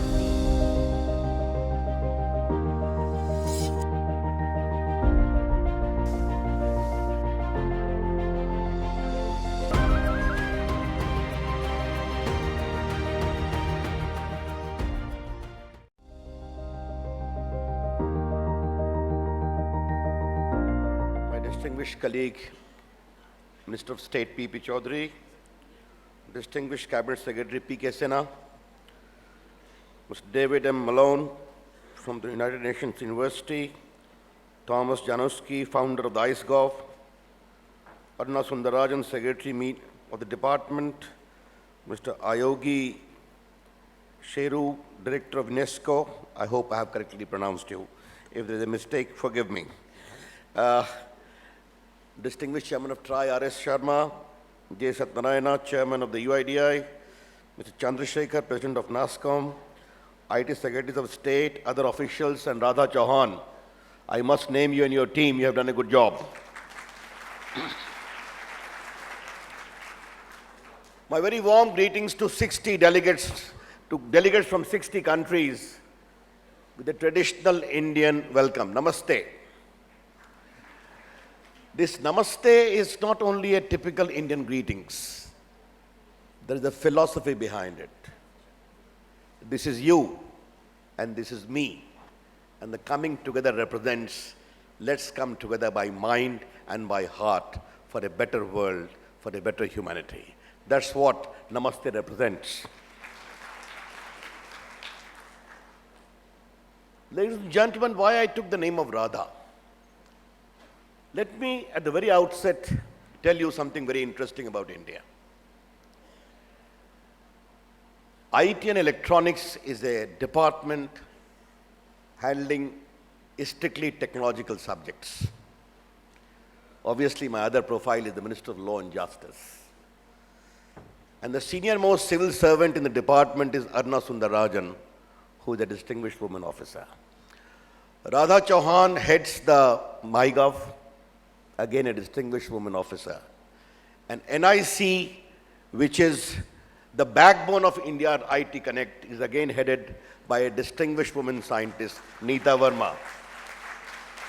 This is a very textbook case of empowerment of India. And why I say so, ladies and gentlemen, Indian IT company has been the toast of the world. They are present in 200 cities of 80 countries, giving value addition to more than 75% of the 500 Fortune companies, seeking to change the profile of India, employ directly 3 million people, 1/3 are women. Therefore, Indian IT initiative is a great example of women empowerment. India is a very ancient country of only 7,000 years of recorded history, but very young and modern. 65% of Indians are 35 years and below. We draw upon our heritage for wisdom. Don't forget, zero was invented here. The complicated grammar of geometry was written here.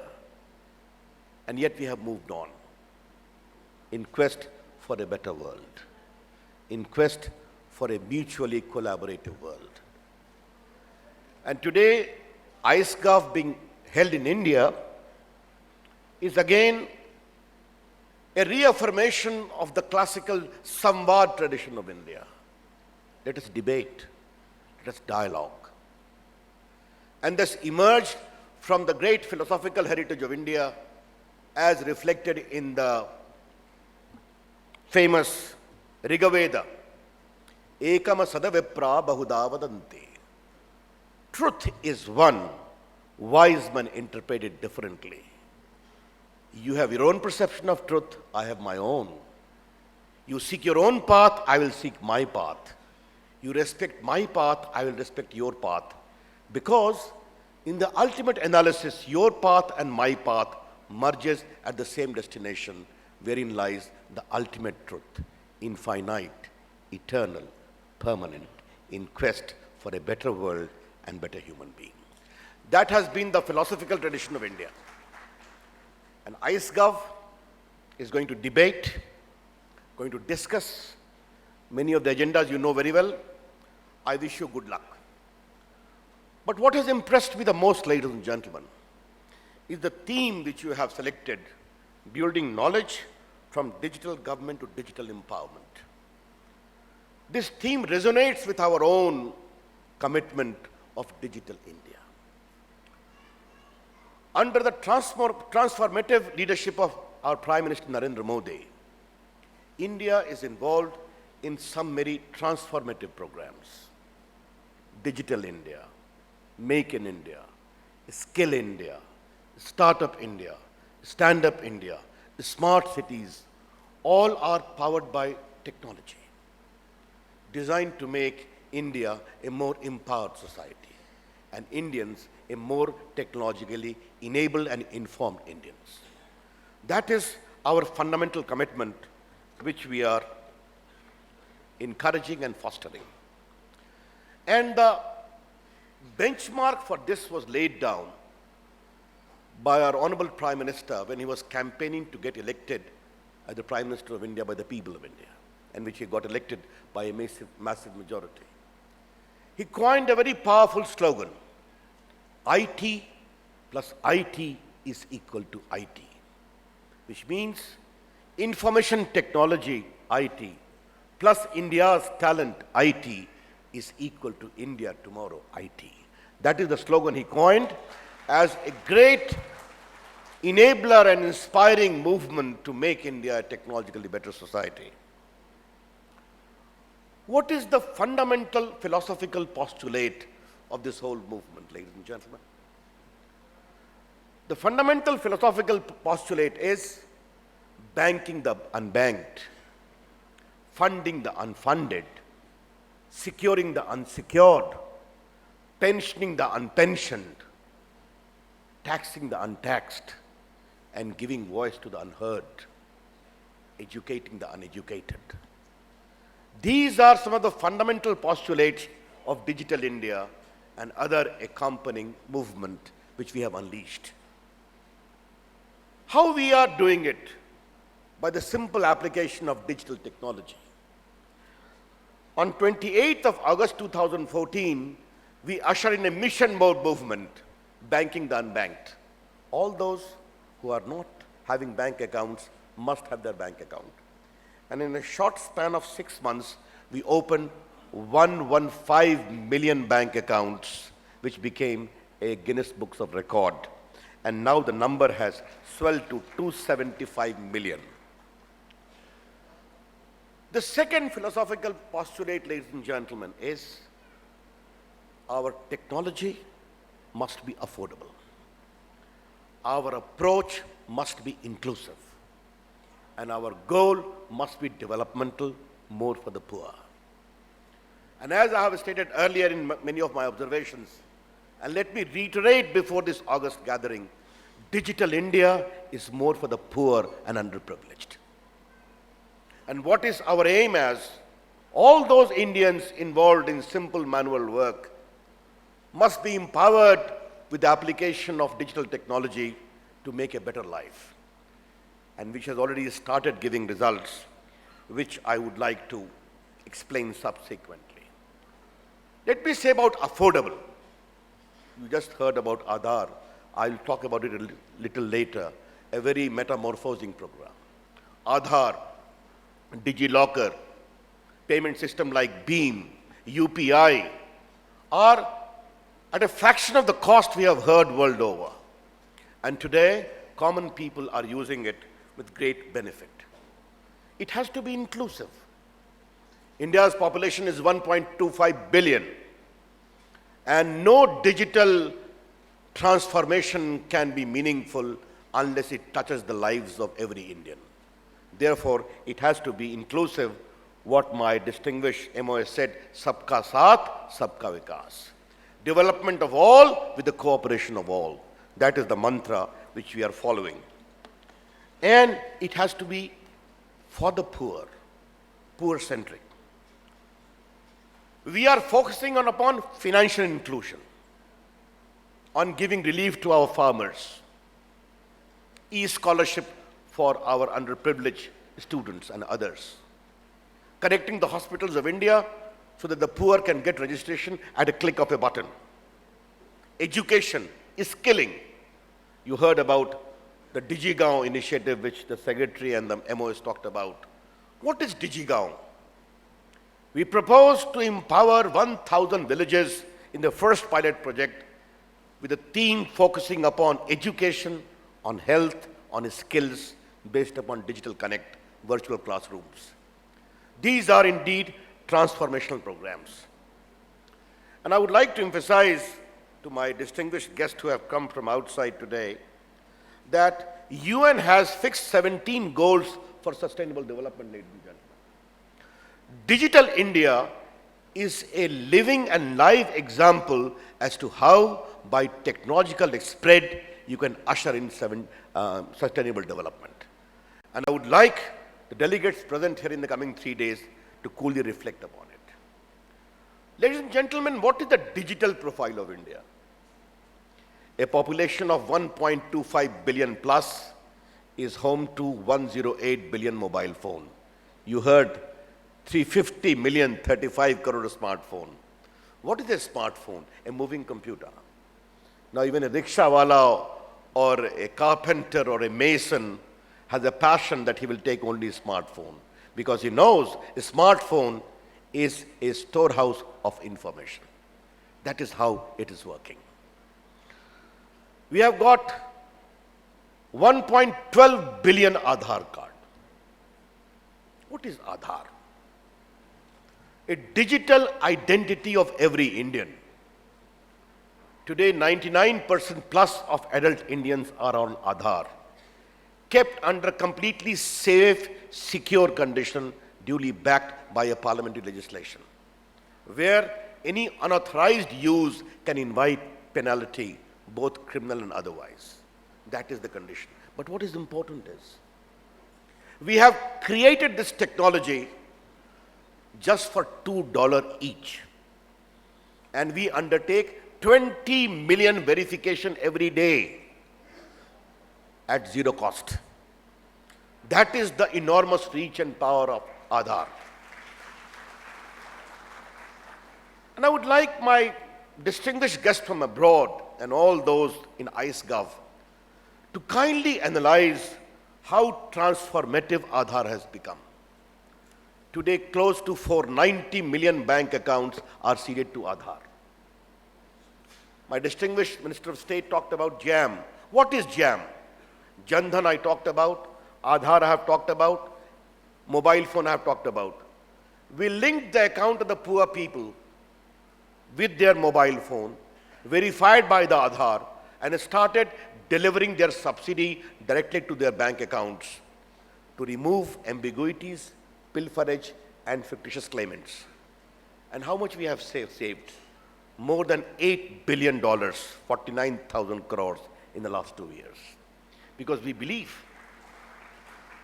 digital governance is good governance.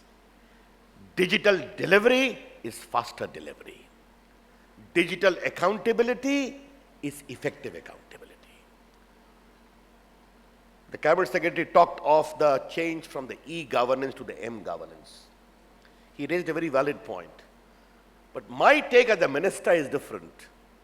In India, we are experimenting with new technologies and laying the foundation of new ground rules. We did not know in India when we metamorphosed from E to M, because mobile governance by its own logic has become the most important component of good governance. And I think that is there for the world to see. DBT I just talked about, but let me highlight one thing, this direct benefit transfer. Because we are talking of digital delivery, accountability. The DBT movement which has picked up in the country, direct benefit transfer, today has become a point of consensus among all the governments, center and states, that the delivery goes directly to your bank account and empowers you. And yes, we are going to cover over 900 million people across 500 schemes over this year. Other is digital payment. These are all transformative programs, ladies and gentlemen. The cash component of Indian economy was very high in comparison to others. It was giving rise to a lot of, I would say, not very desirable consequences. Then we initiate digital payment. Now, can you believe the homegrown products like Aadhaar-enabled payments, like UPI, like other apps, the mobile wallets, which have also been sanctified by the architecture of Reserve Bank. Today, the million transaction has risen from 4 million per day to 121 million per day. And the overall annual growth is 1,200% in the last 3 to 4 months. Can you just believe it, how fast India is changing? And our whole idea is to usher in 25 billion transactions in the coming financial year. Now, from farmer to e-marketplace, to e-hospitals, to scholarship, to biometric attendance, why MyGov is important? Engagement with the people of India. We don't engage with people only during elections. We also engage constantly with them. Today, 40 million Indians engage on a daily basis with our government, with me, with our people, with the Prime Minister. That is the scale we are working with. Common Service Center has been talked about much. I must tell you, I am fascinated by them. And I insisted, called some of them in this conference. Give them a space, give them respectability. Because all of you debate do debate, it's their right, but they execute on the ground. And the powerful manner in which they have replicated the digital delivery, they are delivering 300 services in nearly 200,000 kiosks of India, what we say common service centers. And I involved a very special program. Devyani is sitting here, that some of the most deprived women will be commissioned into training for launching common service centers. About 300 very poor, deprived Dalit women had come, and how they are changing their life. Therefore, digital inclusion is all a part of that process, which we are encouraging in a very, very big way. Social media is important. And since many delegates have come from abroad, you must know the vision of Narendra Modi government. All the ministers are on social media. We take complaints on social media. We are on Twitter. We are on Facebook. And therefore, you'll be happy to know that Facebook has the biggest presence in India after USA. So is Twitter. All the technology are enjoying in India. They're not only headed by Indians, India is also a big market for them.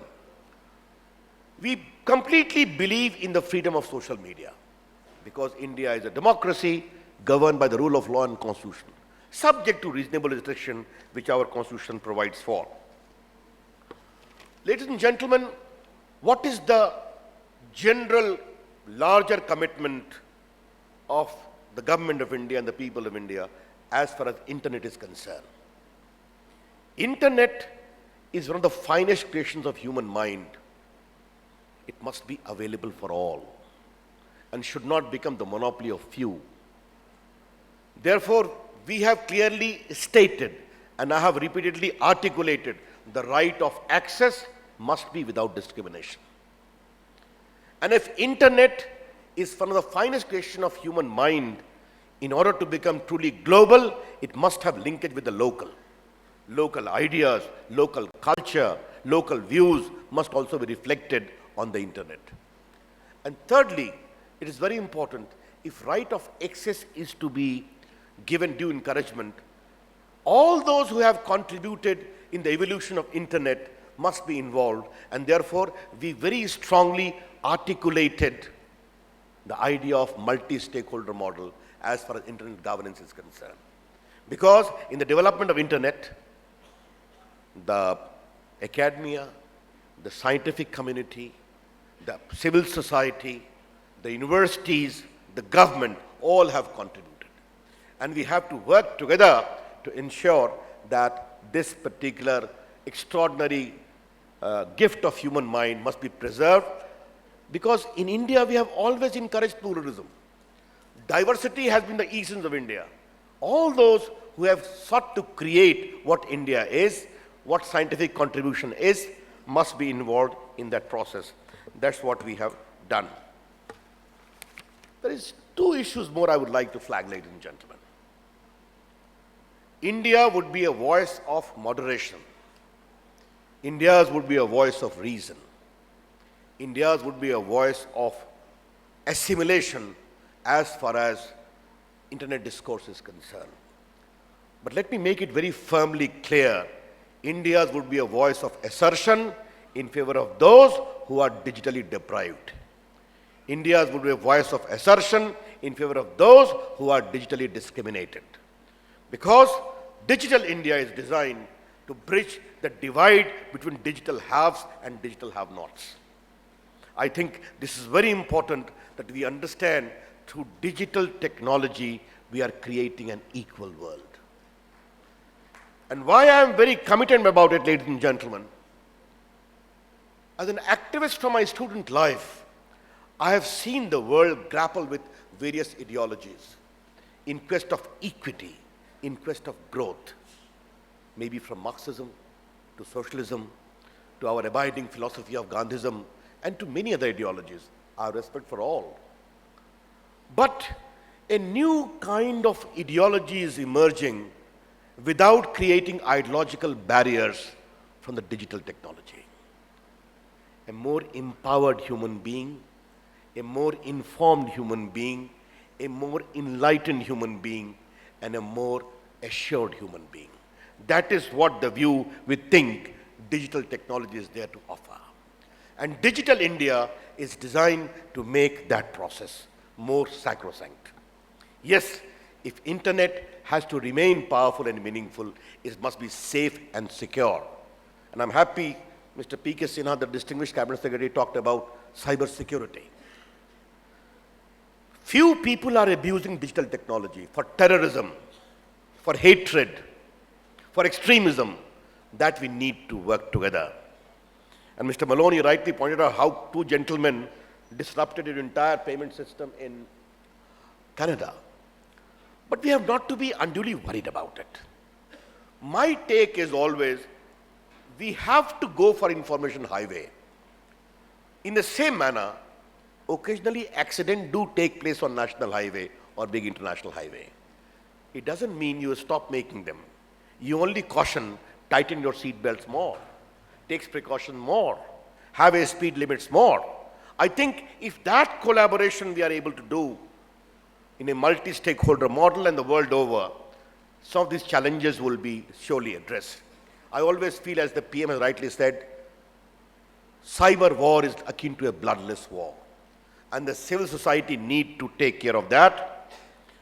Today, I'm going to make an announcement that India is willing to have the widest cooperation world over in the quest of cyber security. We are reaffirming our own walls in a very big way, from cyber coordination center to cyber training to cyber drills. And let me tell you, ladies and gentlemen, I see cyber security as a great potential for employment. We also wish to improve human resource in a very big way. We have got a big scheme of PhDs in the field of electronic manufacturing. I wish to tell you, India is emerging as a big hub of electronic manufacturing.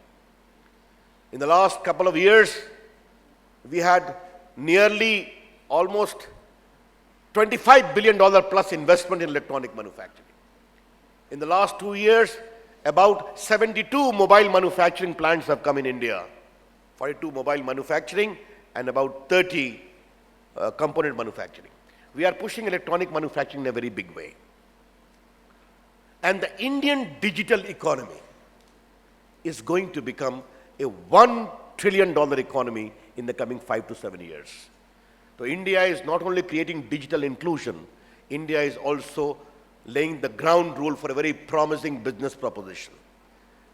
And when I say digital economy, I mean communication, I mean electronic manufacturing, I mean IT and IT-enabled services, I mean e-commerce, which is booming in India, and also the cyber security initiative with all its ramifications.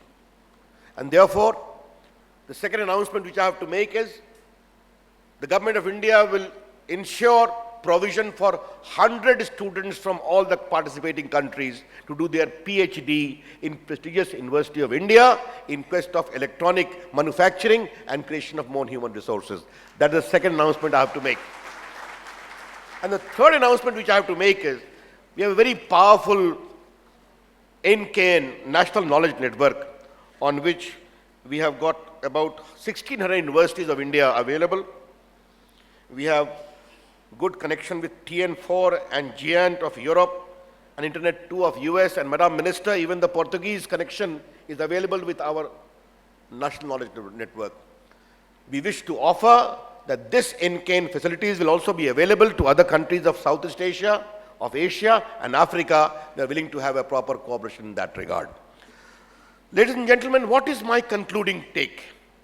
My concluding take is, Digital India and the initiatives of India are going to metamorphose India.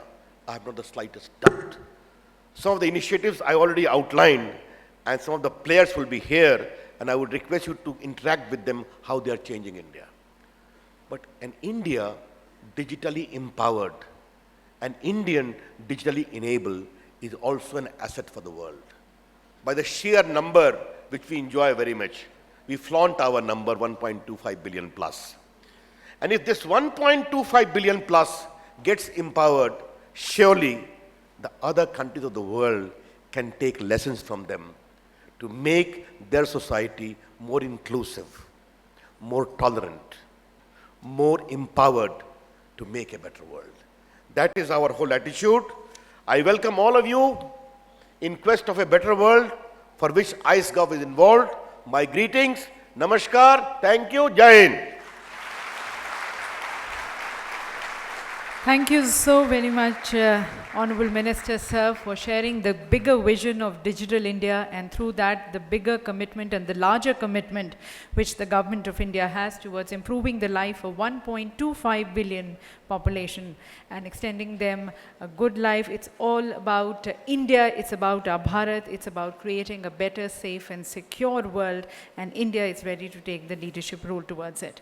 As we conclude the session, now I would like to request the President and the CEO of National E-Governance Division, Ms. S. Radha Chauhan, to kindly propose a formal vote of thanks.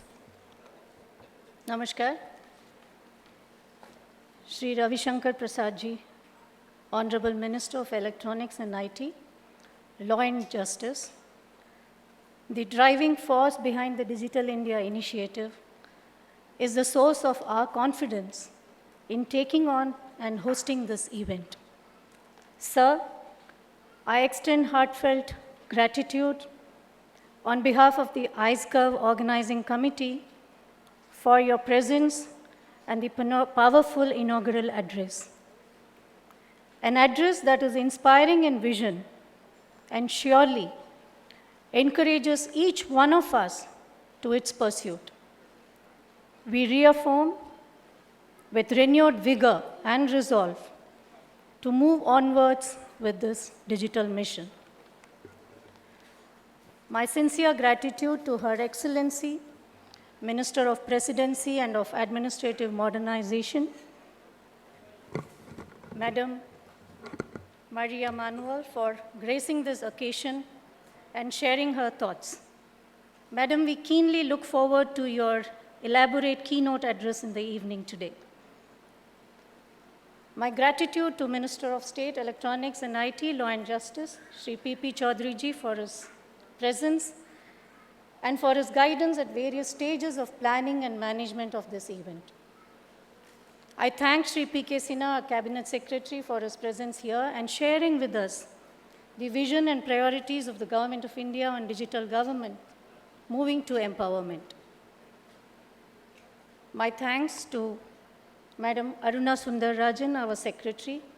Thank you, ma'am, for your unstinting support and guidance at every step and truly leading our team in putting together this event.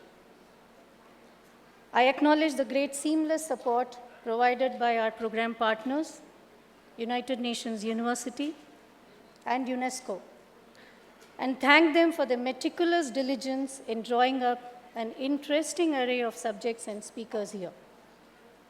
A very special, warm gratitude to Thomas Janowski, the ICEGOV series coordinator, and gratitude to David M. Mellon and Aoyagi Shigeru from UNU and UNESCO, respectively, for their immense support in drawing up this ICEGOV 2017 and for their gracious presence today. And I also greet Frank Laru, who has just joined us. Welcome to India and welcome to ICEGOV 2017. Our expert resources here provide us with huge repository of knowledge and experiences. We appreciate your taking time out of your very important schedules, and thank you for your invaluable participation. I would like to thank our academic partners, telecom partner, industry partners, university students, Digital India volunteers, and surely my colleagues from across the states and ministries for their presence here that signals to their commitment to the cause of digital government and what we all believe in. Thank you to the friends from media for their support in carrying the message of significance of India hosting ICEGOV 2017. Team Indigo, our event manager, for working very hard through the past few weeks and hopefully continue till we conclude. The officers and staff of the Ministry of Electronics and IT and National E-Governance Division who are here and are going to ensure that each one of you is able to participate and contribute to the event. Thank you, one and all. And I was also given a slogan that I must end with by one of the participants. Digital India now is beyond India. Thank you so much. Thank you, ma'am. Thank you for giving us the slogan also. Digital India is now beyond India. And keeping that thought, taking it forward, we now close and conclude the inaugural session. Thanking you all also for joining us. We will now have the inauguration of the exhibition at the hands of our ICEGOV 2017, New Delhi, India. Come, shape the future with us.